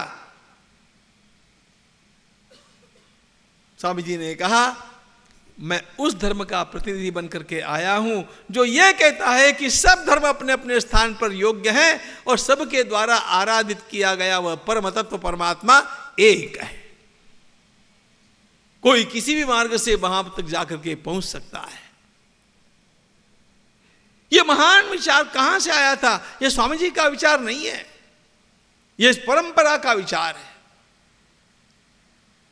यह संतों का विचार है, यह आचार्यों का विचार है, ऋषियों का विचार है, यह वैदिक वाङ्मय का विचार, मूल विचार। नित्या विश्वहितैषिणी जयतु सा श्री वैदिकी संस्कृति। इस महान विचार के साथ इस देश की महानता हमारे प्राचीन ऋषियों ने, वैदिक परंपरा ने जिस व्यवस्था को हम लोगों को दिया, सारे संसार में इस प्रकार की व्यवस्था आपको कहीं पर भी नहीं मिलेगी। हर व्यक्ति को किम बहुना सर्वसुखी पूर्ण हो वो नीति ही लोकी भजजो आदि पुरुषी अखंडित। आप जानते हैं ये पसायदान की प्रधान उक्ति है। सभी लोग अपने अपने स्थान पर रहकर के परमात्मा की आराधना दीर्घकाल और सुख से करते रहे, इसके लिए एक व्यवस्था की आवश्यकता होती है। घर की सारी व्यवस्थाएं ठीक होती है तो अपना मन काम में लगता है, वी फील कंफर्टेबल। गैस नहीं है, पानी नहीं है, आज बिजली भी नहीं आई है, ऐसा सब कुछ हो गया तो व्यक्ति थोड़ा अस्त व्यस्त हो जाता है। जो बात व्यक्ति के लिए वही बात समाज के लिए। समाज में भी उचित व्यवस्था न रही तो समाज अस्त व्यस्त होता है। फिर वह समाज पूरी एकाग्रता के साथ और परस्पर सामंजस्य के साथ महान कार्य नहीं कर सकता। और इसलिए हमारे पूर्वजों ने एक अत्यंत उत्तम व्यवस्था प्रदान की। व्यवस्था क्या? व्यवस्था मनुष्य के जीवन के 4 हिस्से कर लेने चाहिए। सबसे पहली बात तो उन्होंने मनुष्य के जीवन में, हम जीवन में आए हैं, हमें क्या क्या प्राप्त करना चाहिए। हमारे जीवन का कुछ तो लक्ष्य होना चाहिए। हमें यहां पर आकर के क्या क्या प्राप्त करना चाहिए ताकि हमारा यह जीवन सफल हो जाए, सार्थक हो जाए। जो विचार मैं आपके सामने रख रहा हूं, यह विचार और कई ग्रंथों में मिलता है क्या? मुझे विद्वान लोग बतला सकते हैं।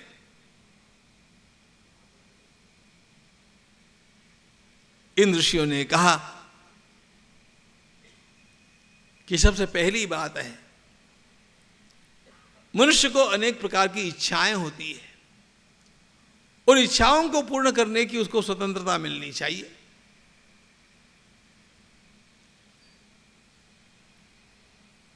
मुझे अच्छे कपड़े चाहिए, मुझे अच्छा घर चाहिए,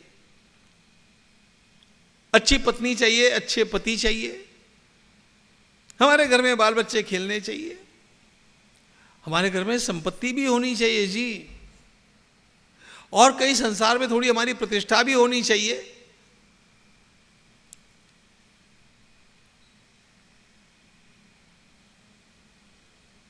थोड़ा जीवन हमें एंजॉय भी करने आना चाहिए। ऋषियों ने कहा बिल्कुल ठीक बात है, मनुष्य के भीतर की ये सारी वृत्तियां हैं, इन वृत्तियों का विचार किया जाना चाहिए और इनको योग्य उचित मात्रा में परिपूर्ण करने का भी हम लोगों को एक नियम बनाना चाहिए। इसलिए उन्होंने इस बात को एक नाम दिया, काम। काम एक पुरुषार्थ है। काम का अर्थ है कामना। यहां पर बैठा हुआ कोई है जिसके मन में कोई कामना नहीं है? हर व्यक्ति के अंतःकरण में कामना है। कामना नहीं ऐसा कोई हो सकता नहीं, क्योंकि सृष्टि के मूल में ही भगवान की कामना है। सो कामयत बहुश्याम प्रजायेय इति सह अकामयत। सृष्टि के मूल में ही कामना है, तो कामना सबके मन में रहेगी। अब वो कामना कैसे परिष्कृत होती है, ये बात की बात है।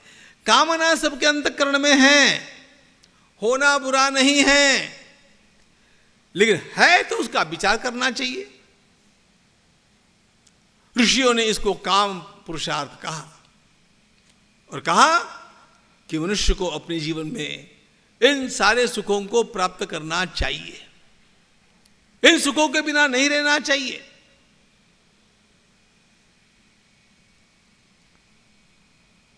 षड्जीवलोकस्य सुखानिराजन, महाभारतकार कहते हैं सबसे पहले हमारे घर में कैश फ्लो आना चाहिए।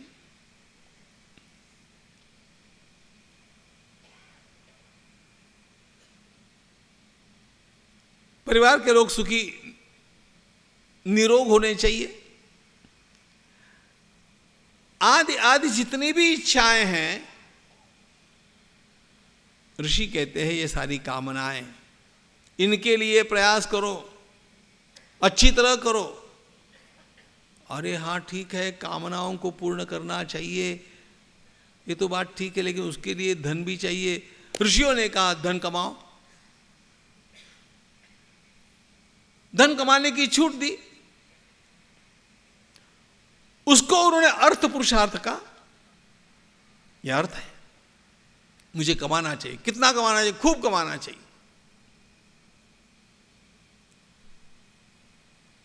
कहीं पर भी आपको वेदों में गरीबी की स्तुति नहीं मिलेगी।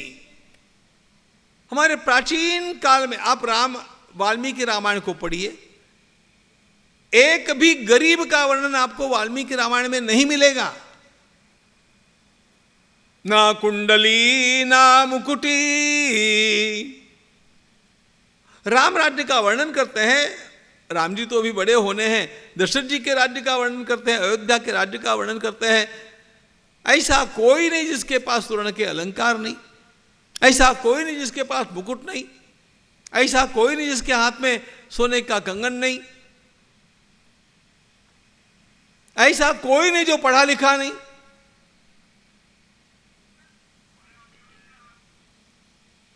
समृद्ध अयोध्या, समृद्ध देश, देश समृद्ध ही होना चाहिए। इसीलिए तो हमारे ऋषियों ने श्री सूक्त गाया, कांसो स्मिताम हिरण्य प्राकाराम आर्द्राम ज्वलंतीम तृप्ताम तर्पयंतीम पद्मा। उस भगवती लक्ष्मी का मैं आवाहन कर रहा हूं। पद्मे स्थिताम पद्मवर्णान्तामिहोपभयेष्यम। मेरे घर में लक्ष्मी होनी चाहिए। ऋषियों का खूब कमाओ।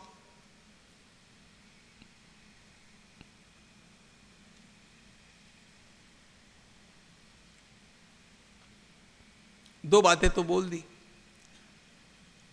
कि जीवन में सुखों का उपभोग लो, उसके लिए खूब कमाओ। इतना ही ऋषियों के द्वारा कहा गया होता तो उनकी आवश्यकता ही नहीं थी। ये सारा संसार वही कर रहा है। केवल एंजॉय करना चाहता है, एंजॉय करने के लिए किसी प्रकार कमाना चाहता है। ऋषियों की विशेषता, उन्होंने कहा ये दोनों बातें करने की आपको छूट है, लेकिन धर्म की मर्यादाओं के दायरे में रह करके ही करनी चाहिए।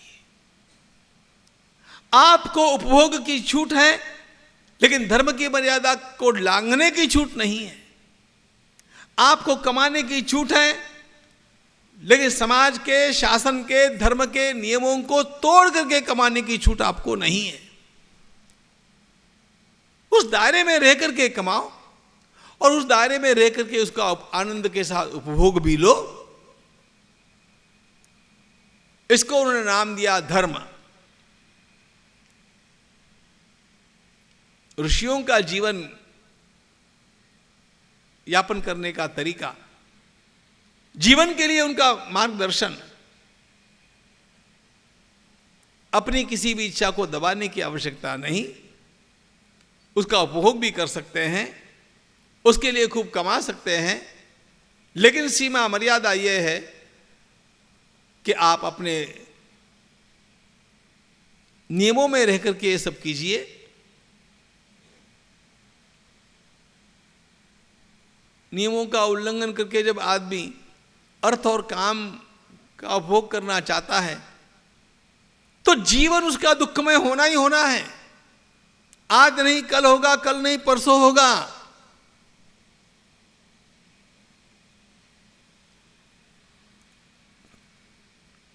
इसलिए अर्थ और काम ये दोनों भी धर्म के साथ होने चाहिए, इनका अधिष्ठान धर्म होना चाहिए। मैं खूब कमाऊंगा लेकिन नियमों को तोड़ करके नहीं। मैं खूब एंजॉय करूंगा नियमों को तोड़कर, धर्म के नियमों को तोड़ करके नहीं। अच्छा, ये सब कर भी लिया, उसके पश्चात एक दिन जाना भी तो है। कितना भी कमाया और कितना भी एंजॉय किया, कितना भी सुखमय जीवन जिए,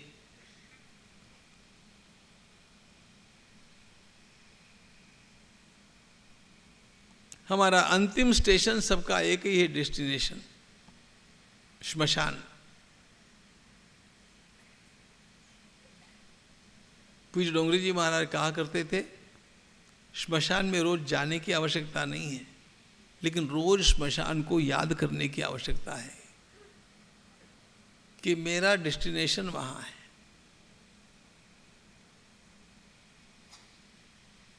और दूसरी बात, वो कभी भी मुझे जाना पड़ सकता है।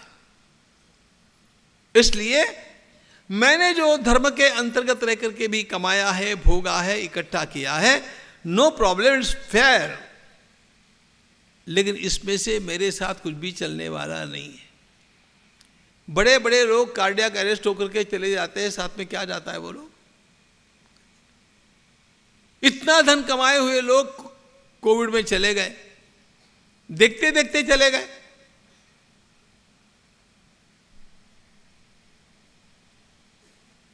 ये सब मेरा नहीं है।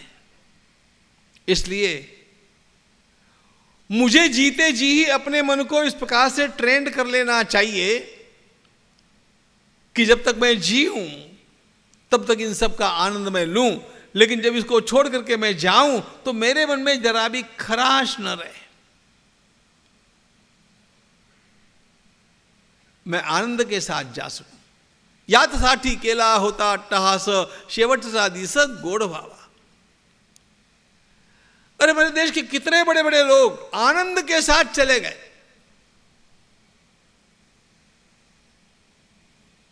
Not just the art of living in the world, but also the art of leaving the world.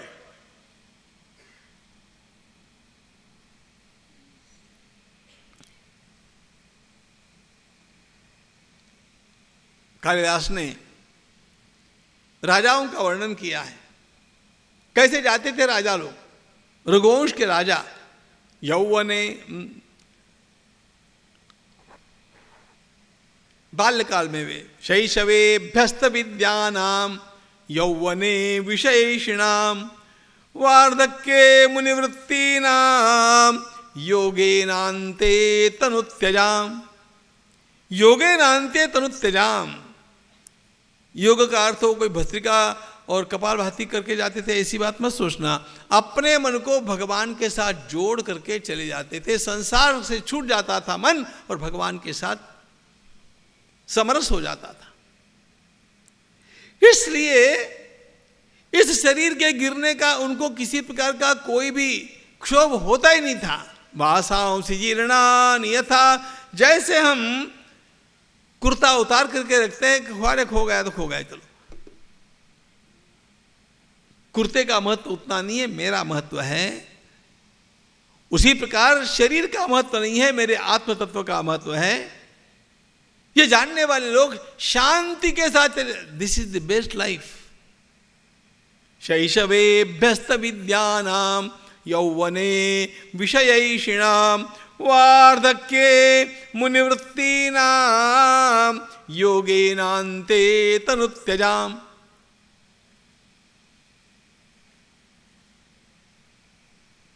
मेरा भारत महान इसलिए है कि मेरे भारत ने हमारे सामने 4 साफ साफ लक्ष्य रख दिए।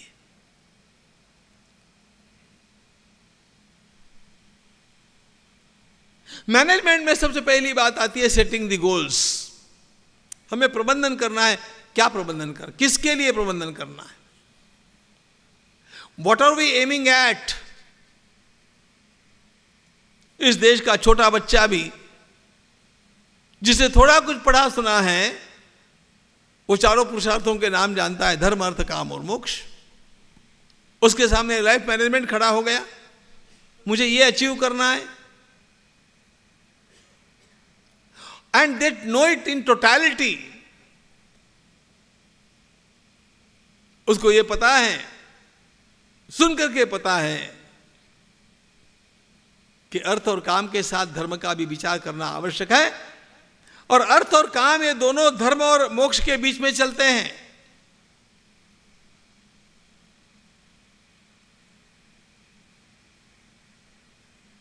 यह अत्यंत प्रगल्भ विचार पूरे समाज को देने का काम भारतीय ऋषियों ने किया। संसार में और कहीं देखिए है क्या?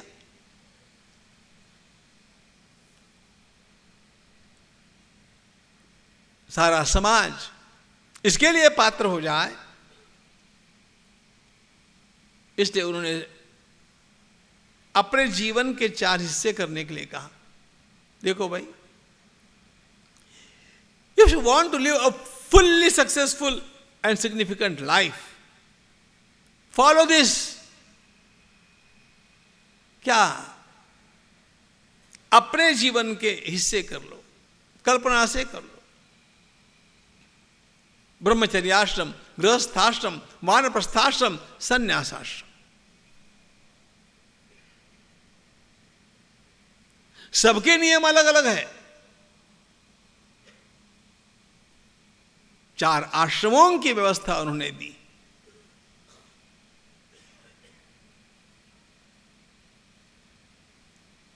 इसका विस्तार करने की न आवश्यकता है, न सीमित समय में हम लोगों के लिए संभव है, लेकिन जीवन के इस प्रकार से 4 हिस्से अपने मन में करके रखना, और एक ऐसा समय हमारे जीवन में आना चाहिए कि जब हम अपने परिवार से तृप्त हो गए।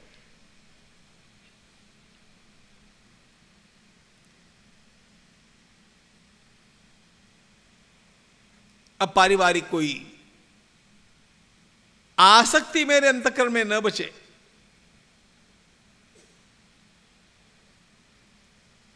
उत्तम विद्यार्जन मुझे करना चाहिए, गृहस्थाश्रम के सारे कर्तव्य मुझे निभाने चाहिए, और धीरे से इसके पश्चात मुझे वानप्रस्थ की ओर चलना चाहिए, ताकि मैं दोनों ओर की तैयारी कर सकूं।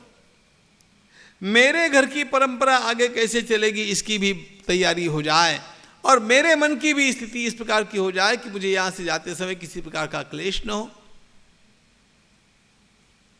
और समाज का मैं ऋणी हूं,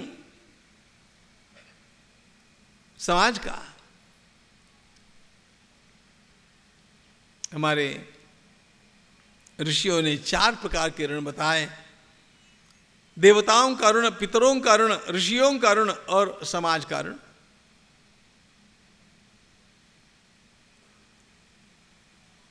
मुझे मेरे जीवन में इस समाज के ऋण को भी चुकाना चाहिए।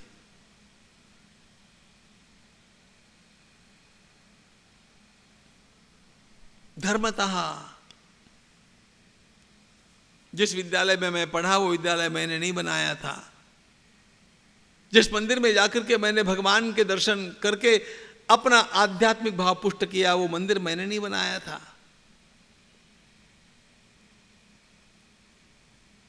गंगा जी में जाकर के डुबकी लगाते समय जिस घाट का उपयोग मैंने किया वो घाट मैंने नहीं बनाया था। जिन ग्रंथों को पढ़ करके मैंने अपने जीवन को प्रगल्भ किया वे मैंने नहीं लिखे थे, वो मुझे सब रेडीमेड मिल गया, तैयार मिला। जो जो मुझे तैयार मिला समाज की व्यवस्था से, उसका मैंने अपने जीवन के लिए उपयोग किया तो अच्छा किया, कोई बुराई की बात नहीं है, यही होना चाहिए। लेकिन जब ये सब मैंने अपने उपयोग में लाया तो इसका ऋण भी मेरे ऊपर चढ़ गया। जब मैं स्वयं अपने पगों पर खड़ा हो जाऊं, कमाने लग जाऊं, तो मुझे इन ऋणों को चुकाने का विचार करना चाहिए।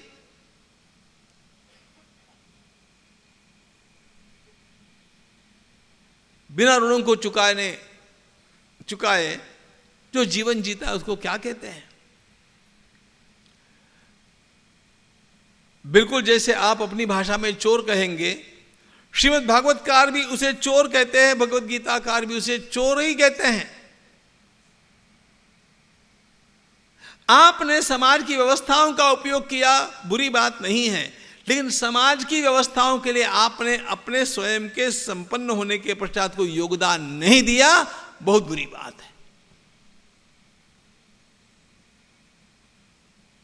अगली पिछली पीढ़ियों ने आपके लिए सुविधाएं तैयार की, अगली पीढ़ियों के लिए आपको करनी चाहिए। एवं परंपरा प्राप्त, यह परंपरा चलनी चाहिए।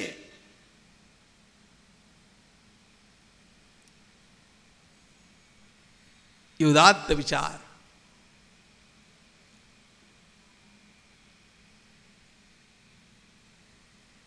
ऋण को चुका करके जीवन को स्वच्छ करने का विचार, ये ऋषियों की देन है।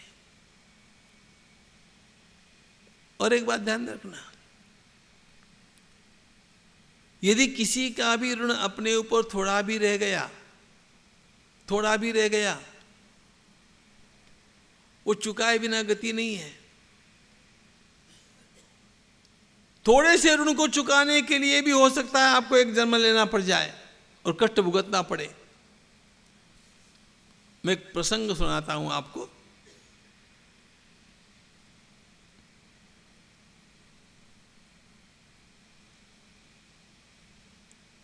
हापुड़ के नजदीक एक शहर है जिसका नाम है पिलखुआ, दिल्ली के आसपास की बात है। इस पिलखुआ में एक संत रहते थे,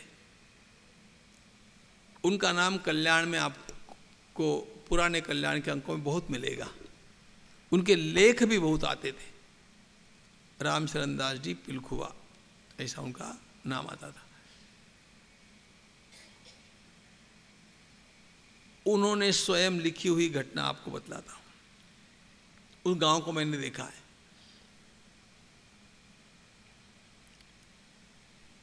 एक न्यायाधीश उनके पास आए, न्यायाधीश, और कहा कि महाराज एक बड़ा महत्वपूर्ण काम मेरा आपको करना पड़ेगा। तो उन्होंने पूछा क्या हो गया? उन्होंने कहा गत 1 महीने भर से मेरे पिताजी मुझे रोज सपने में आते हैं और एक ही बात कहते हैं कि बेटा, एक व्यक्ति का ऋण मैंने लिया था,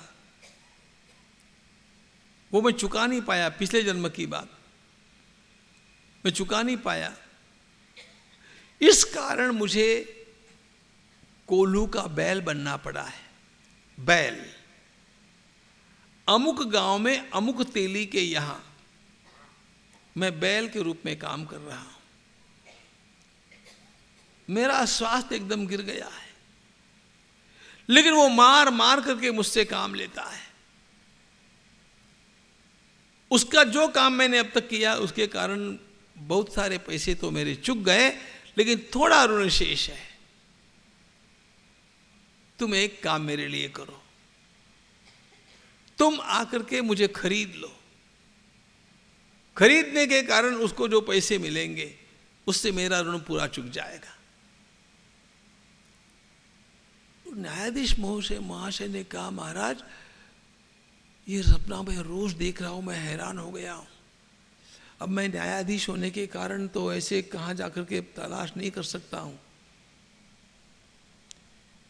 अच्छा, ये पूर्व जन्म की बात भी सत्य होती है, सत्य नहीं होती है, ये मुझे पता नहीं है, आप मेरी सहायता कीजिए। तो रामचरण दास जी ने कहा कि मैं तलाश करता हूं, आप चिंता मत करो। और वे स्वयं तलाश, अब वो उस क्षेत्र के संत थे, वो सीधे जाकर के उस तेली के घर पर पहुंच गए। वो मरियल बैल भी देखा, उस तेली से मिले और पूछा कि भाई यदि ये बैल बेचना हो तो तुम कितने में दोगे? उसने कहा, महाराज इसको मरियल बैल इसको कौन लेने वाला है, ये तो पता नहीं कितने दिन जीने वाला है, जब तक मरता नहीं तब तक मैं इससे काम ले रहा हूं। नहीं, फिर भी यदि कोई लेना चाहे तो उसने कहा, जो आप बताइए, मेरा तो क्या है, ये जिंदा है मरा है, कोई बड़ी बात नहीं। सारा तलाश करके वो उस न्यायाधीश के पास जाकर के छुट्टी का दिन देख करके उनको लेकर के आए और कहा, अब आपको एक काम करना है, इस बैल की इतनी कीमत थोड़ी ज़्यादा लगा करके आप उस तेली को दे दो। मैंने उससे बात कर ली है। तेली को भी आश्चर्य लगा कि इस बैल की इतने पैसे तो कोई देने वाला नहीं था। अब उसको तो सारी बात बताई नहीं जा सकती थी। रामचरण दास जी ने, उस न्यायाधीश ने कहा, इस बैल की रस्सी आप अपने हाथ में लेकर के यहां से बाहर चलिए। उस जज साहब ने उस अत्यंत मरियल बैल की रस्सी अपने हाथ में ली, उसको छुड़ा लिया वहां से पैसे दे करके, और जैसे ही वो उस तेली के कंपाउंड के बाहर आकर के पहुंचे, वो बैल ने वहीं पर दम तोड़ दिया।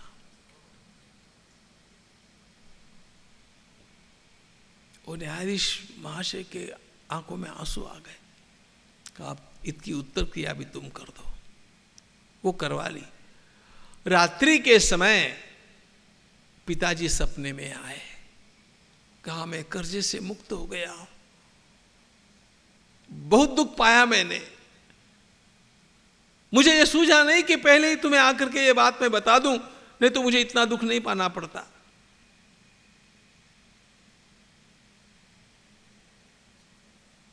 किसी का 100 रुपया भी हमने लिया है और वापस नहीं लौटाया है। किसी न किसी प्रकार से ये प्रकृति, वो परमात्मा उसको वसूल किए बिना तो नहीं रहने वाले, ध्यान रखना। अब वहां पर वो वसूल करने वाले का नाम ईडी होता है कि और कुछ होता है, मुझे पता नहीं है।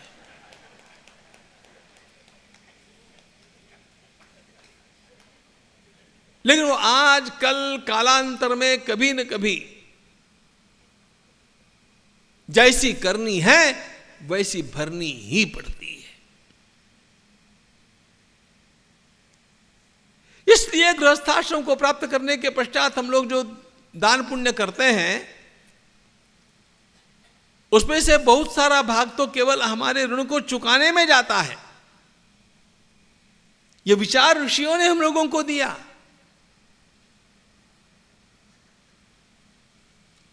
और ये कहा कि इस प्रकार का गृहस्थ जीवन जीने के पश्चात शांत होकर के आप अपने पद का भी त्याग करके, अपने कर्तव्यों को किसी को सौंप करके थोड़ा सा ईश्वर के चिंतन में लग जाइए। Now is the time to retire from the work. ऐसा नहीं कि आप सारा काम छोड़ ही दीजिए। पहले परिवार के लिए किया, धन कमाने के लिए, रोटी रोजी के लिए किया, अब समाज की सेवा के लिए करो। गांव में कोई गौशाला है, कोई वेद पाठशाला है, कोई पर्यावरण का काम करने वाला भाई है,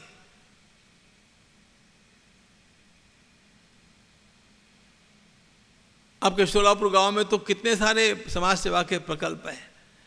मैं अपने जीवन में समय पा करके कभी न कभी इन कामों के साथ जुड़ जाऊं, निरपेक्ष बुद्धि से जुड़ जाऊं, मेरा समय वहां पर लगाऊं। किस लिए? मेरे ऊपर का ऋण चुकाने के लिए।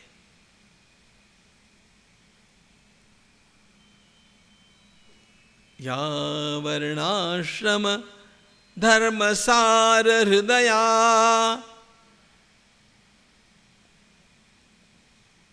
मैं इसके पश्चात अपना जीवन धीरे धीरे ईश्वर की ओर मोड़ लूं और एक समय ऐसा भी आ जाए कि मैं समाज सेवा को भी पूर्ण करके एकांतवासी हो जाऊं। अब आवश्यक जितना मैं बाहर का काम भले ही करूं, क्योंकि व्यक्ति चुप बैठ नहीं सकता है, यह उसके भीतर का रजोगुण है, लेकिन अधिक समय मेरा भगवत चिंतन में जाना चाहिए। हमारे जीवन के ये चार हिस्से, ब्रह्मचर्याश्रम, गृहस्थाश्रम, वानप्रस्थाश्रम, संन्यासाश्रम, ये जीवन की कितनी उत्तम व्यवस्था है। अच्छा, वानप्रस्थाश्रम के समय आपको किसी वन में जाने की आवश्यकता नहीं है। वन में जाना, कहीं तीर्थ में जाकर के, आश्रम में जाकर के महीने में 15-20 दिन, महीना भर अधिक से अधिक कथा सुनना, साधन करना, वो तो ठीक है। घर में ही रहना, लेकिन घर में श्रीमद् भागवतकार बड़े सुंदर बात बतलाते हैं, गृहेष्वतिथि वद वसन, अपने ही घर में मेहमान की तरह रहना, अपने ही घर में मेहमान की तरह रहना। मतलब क्या हो गया? आपके घर में कोई मेहमान आते हैं तो आप समय से उनको रोटी खिलाते कि नहीं? उनके सोने की, कमरे की, स्नान आदि की सारी व्यवस्था करते हैं कि नहीं?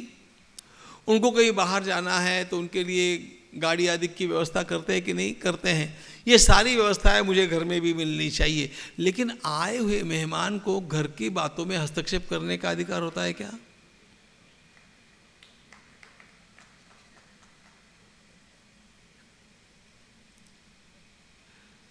सारी व्यवस्थाओं का लाभ मुझे लेना चाहिए, लेकिन अब बाल बच्चे जो कुछ कर रहे हैं उनको अपनी गति से करने देना चाहिए। उसके वो परामर्श पूछते हैं तो उनको सलाह भी देनी चाहिए, वो तो अपना कर्तव्य होता है, सबके लिए होता है। लेकिन वो नहीं चाहते हैं और मैं हस्तक्षेप कर रहा हूं, ऐसा नहीं करना चाहिए।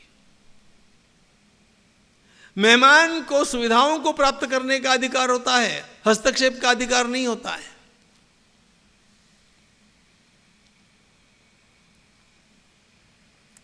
इसलिए धीरे धीरे वानप्रस्थ आश्रम का अर्थ क्या होता है, मैं माताओं की भाषा में बोलता हूं, अपने कमर की एक एक चाबी कम करते जाना, अपना जन्मदिन ऐसे ही मनाना, एक एक चाबी देते रहना।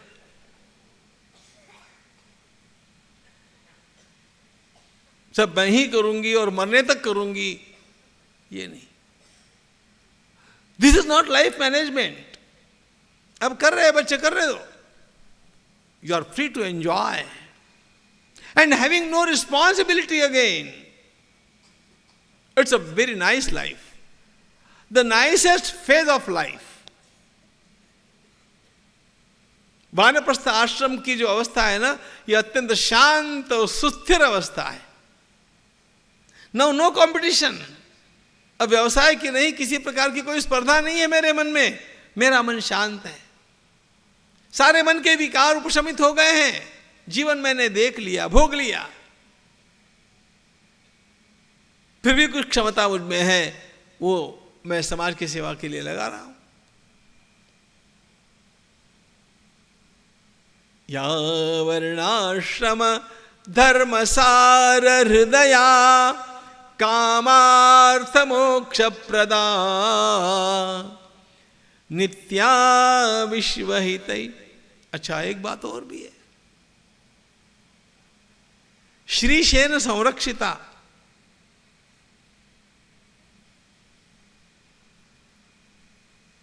मेरा भारत महान इसलिए भी है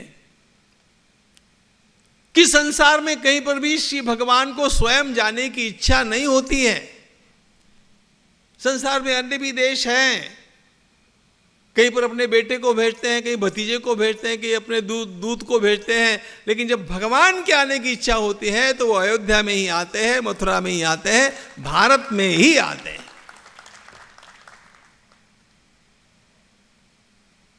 बताओ किस देश में भगवान का जन्मोत्सव मनाया जाता है?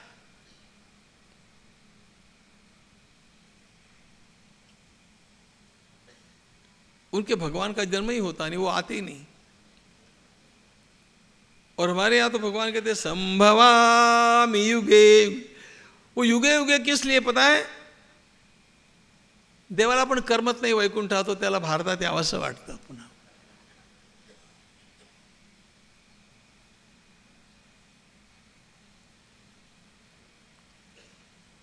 श्रीशेन संरक्षिता परित्राणाय साधूनां विनाशाय च दुष्कृतां धर्म संस्थापनार्थाय संभवामि युगे युगे।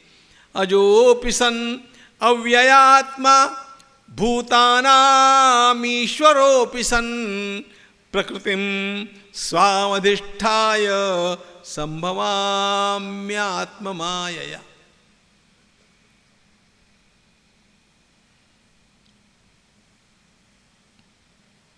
बताइए किस देश में आपको यह मिलने वाला है?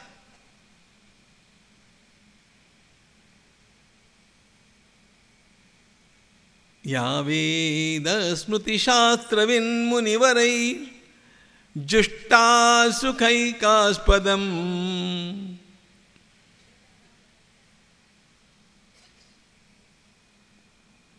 इस अतीव सुंदर संस्कृति का संगोपन इस देश में हुआ।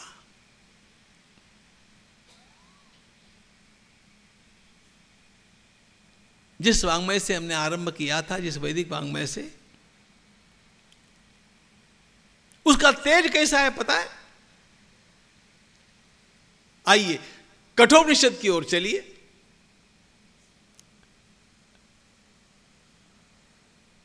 कठोपनिषद में नचिकेता की कथा आती है, और नचिकेता की कथा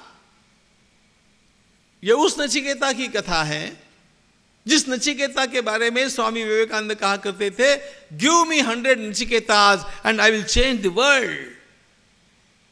मुझे 100 नचिकेता दे दो, मैं संसार को बदल दूंगा। हम लोगों को पता नहीं है नचिकेता क्या भला है। हमारे उपनिषद के जो अत्यंत श्रेष्ठ पात्र है उनमें नचिकेता एक उज्ज्वल रत्न है। उशन हवै वाजश्रवस सर्ववेद संददौ तस्य नचिकेता नाम पुत्र आस। कठोपनिषद। तस्य नचिकेता नाम पुत्र आस। वाजश्रवस नाम के ऋषि के पुत्र है नचिकेता। ये ब्रह्मचारी कैसा है? आयु में छोटा बच्चा है अभी, लेकिन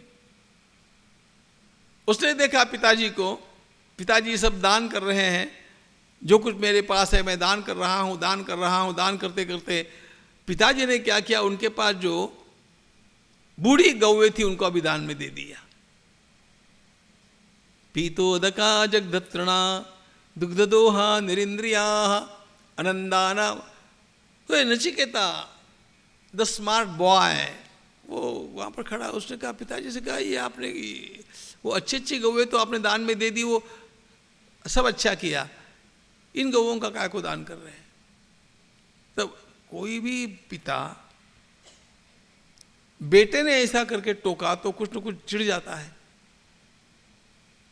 मला विचारणार तू कह रे, वो एकदम सोलापुर की स्टाइल आ जाती है उसको।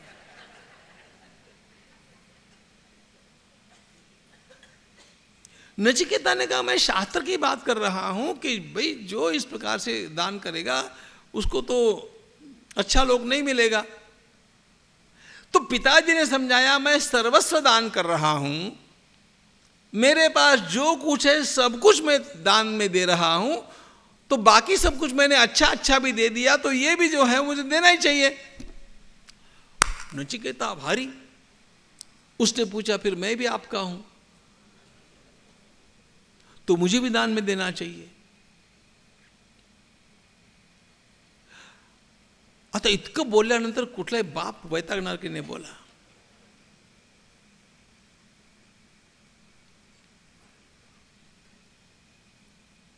तो पिता ने बोले जाओ, दे दिया मैंने तुमको भी। नचिकेता ने पूछा किसको दिया? यमराज को दे दिया, जा मर। ये मर आता है अपने मुख में। नचिकेता ने पिताजी को प्रणाम किया, कहा मैं ठीक है, अब आपने मुझे दे दिया यमराज को, तो दे दिया तो मुझे जाना चाहिए, जाओ ना। उपनिषदकार लिखते हैं नचिकेता यमराज के पास गया। अब यमराज से मिलना था।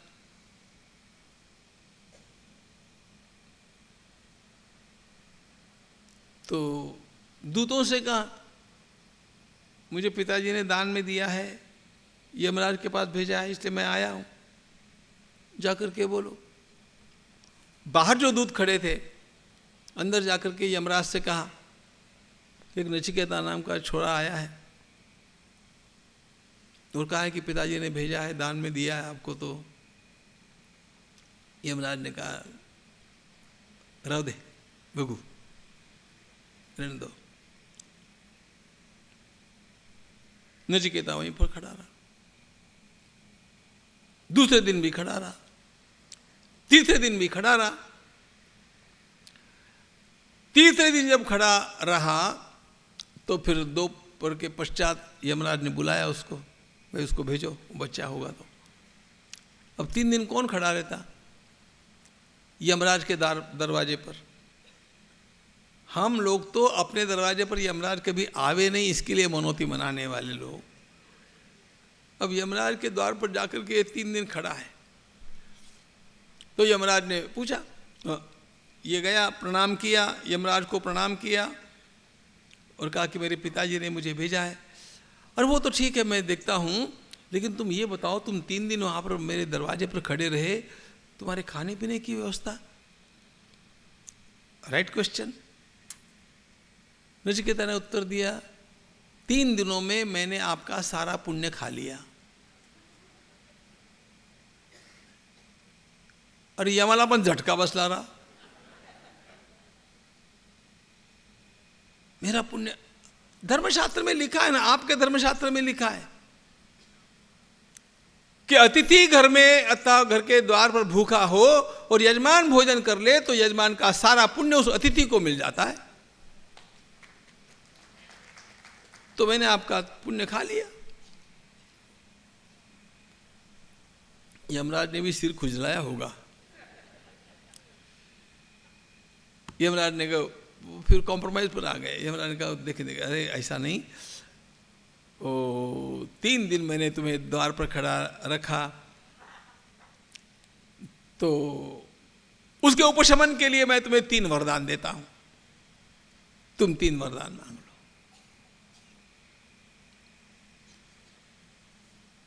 नचिकेता ने कहा ठीक है। नचिकेता ने पहला वरदान मांगा कि मेरे पिताजी बड़े गुस्सेल है, उनको मेरा बड़ा रोष आया है। मैं तो धर्म की बात कर रहा था, लेकिन उनको गुस्सा आ गया, तो मैं क्या करूं? आप कृपा करके पहले वरदान के रूप में मेरे पिताजी का गुस्सा ठंडा कर दीजिए। यमराज ने कहा ठीक है। दूसरी बात, मुझे यज्ञ विद्या पढ़ाइए। यमराज ने कहा वो आ जाएगी। तीसरी बात, मुझे आत्मज्ञान दीजिए। मैंने सुना है कि मृत्यु के पश्चात कुछ तो भी बचता है, लेकिन मैंने ऐसा भी सुना है कि कुछ नहीं बचता है। अस्तित्व के नायम अस्तित्व चैके। कुछ लोग कहते हैं कि मृत्यु के पश्चात भी जब शरीर नष्ट हो जाता है आत्मा बचती है, और कुछ लोगों का मत ऐसा नहीं है। इसमें सत्य क्या है? और यदि वो आत्मा बचती है तो उसका स्वरूप क्या है, और उसको जानने का रहस्य क्या है?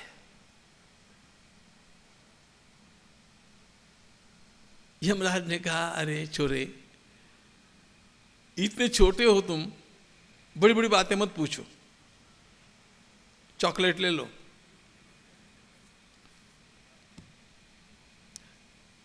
चॉकलेट माने अभी हम लोग चॉकलेट देते वो चॉकलेट नहीं।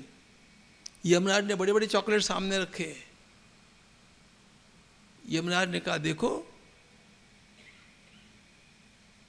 तुम्हें स्वर्ग में रहना है क्या? तुम्हें कितने हाथी चाहिए, कितने घोड़े चाहिए, कितने रथ चाहिए, कितनी अप्सराएं चाहिए, और कितने दिनों तक, कितने वर्षों तक जीना है, वो सब कुछ मुझसे मांग लो।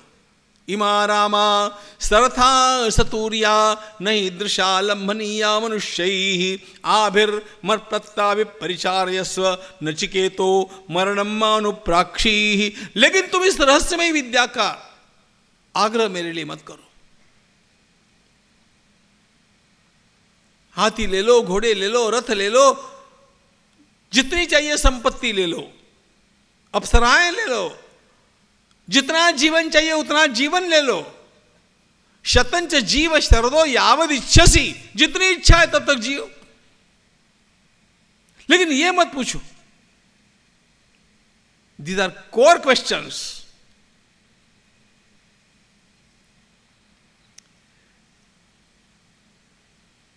अरे इतना कहने पर कौन सोलापुर वाला वहां पर नहीं कहता? बोलो ना। सब कुछ देने को तैयार यमराज। नचिकेता ने कहा, महाराज कितना भी जीने के पश्चात एक दिन यदि मरना ही है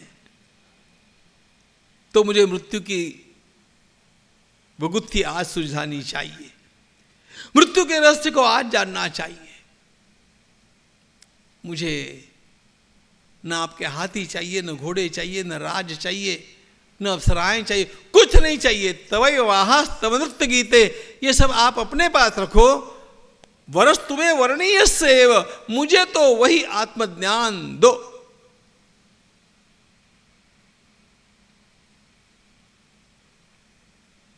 यमराज ने भी देखा ये बंदा इतना तेजस्वी है। यमराज ने कहा, ठीक है भाई, अब तुम्हारी, जब मैंने वरदान दिया ही है तो मैं। इसके बाद नचिकेता क्या बोलता है पता है?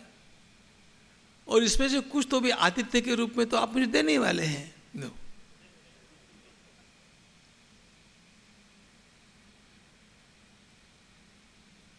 तब जाकर के यमराज ने जिस आत्मज्ञान का, आत्मविद्या का उपदेश नचिकेता को किया, वो कठोपनिषद का विषय है।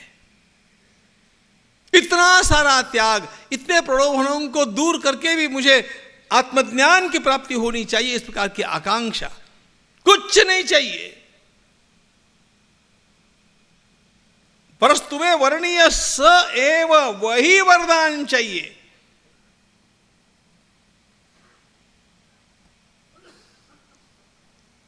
सारे संसार के वांग्मय में खोज करके देखिएगा मित्रों, ऐसा कोई पात्र आपको मिलता है? और एक केवल नचिकेता नहीं, आइए महाभारत की ओर। महाभारत का एक परम दिव्य आख्यान है, सावित्री का आख्यान। अपने पति के मृत्यु की बेला को जान करके सावित्री स्वयं 1 वर्ष तक किस प्रकार का तप करती रही, देवी की आराधना करती रही, और पति का प्राणोत्क्रमण होने के साथ उसने किस प्रकार यमराज के पीछे पीछे चलना आरंभ किया। वो दिव्य कथा आपने सुनी होगी। यमराज आगे चल रहे हैं, सावित्री पीछे पीछे चल रही है।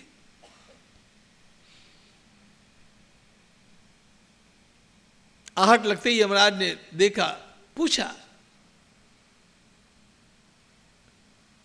सत्यवान के प्राणों को छोड़ करके तुम कुछ भी वरदान मुझसे मांग लो सावित्री।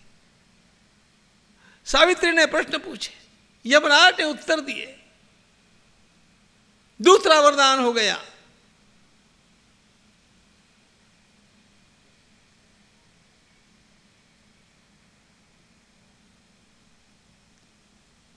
यमराज ने स्वयं कहा, तुम इतनी भोली भाली, इतनी सरल, इतनी पवित्र हो, मुझे तुमसे बात करने की इच्छा होती है। नहीं तो सावित्री, मैं कभी किसी से बात नहीं करता हूं, न कोई मेरे सामने इस प्रकार खड़ा हो सकता है।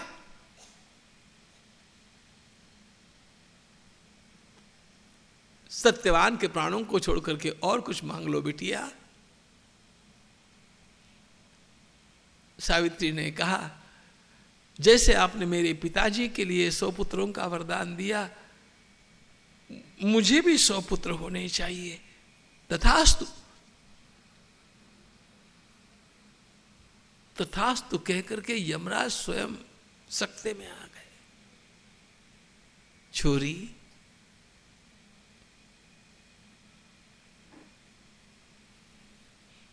आखिर तुमने वो वरदान प्राप्त कर लिया।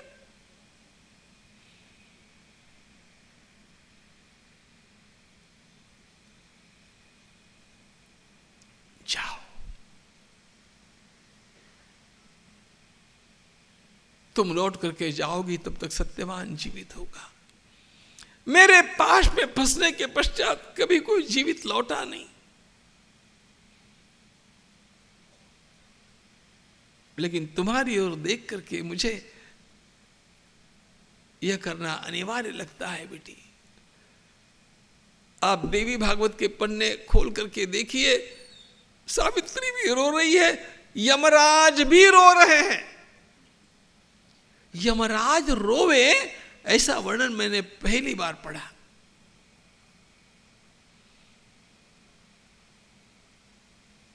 अपने पातिव्रत्य से, अपने शील से, अपने विनय से,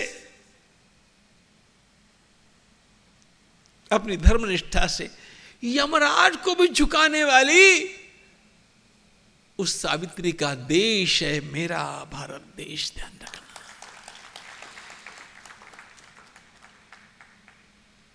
उस नचिकेता का देश मेरा भारत महान। ये कहानियां स्वामी विवेकानंद ने अमेरिका में कही, तो स्वामी जी के बोलने के पश्चात एक क्रिश्चियन नन खड़ी हुई। उसने कहा, स्वामी जी, आपको लगता है कि ये सारी बातें सत्य है? स्वामी जी ने कहा, जी पक्की, ये तो सत्य ही है। क्यों, आपको क्या लगता है? मुझे तो लगता है कि ये सब कल्पना है। अब बोलने वाली का टोन ऐसा था, उसका स्वर ऐसा था, वो हिंदू धर्म और हिंदू ग्रंथों पर आक्षेप लेना चाहती थी। स्वामी जी तो स्वामी जी थे। स्वामी जी ने कहा, सिस्टर, एक क्षण तुम्हारी भाषा को मान्य कर लिया कि यह कल्पना का विलास होगा, तब भी एक बात ध्यान में रखिएगा, इतनी महान कल्पनाएं केवल भारत के ऋषि कर सके हैं। बाहर का कोई आदमी ऐसी कल्पनाएं भी नहीं कर सका कि यमराज के साथ जाकर के नचिकेता भिड़ सकता है, सावित्री अपने शील से उसको वश करके झुका सकती है। यह कल्पना ये केवल भारत कर सकता है। इसलिए मेरा भारत महान।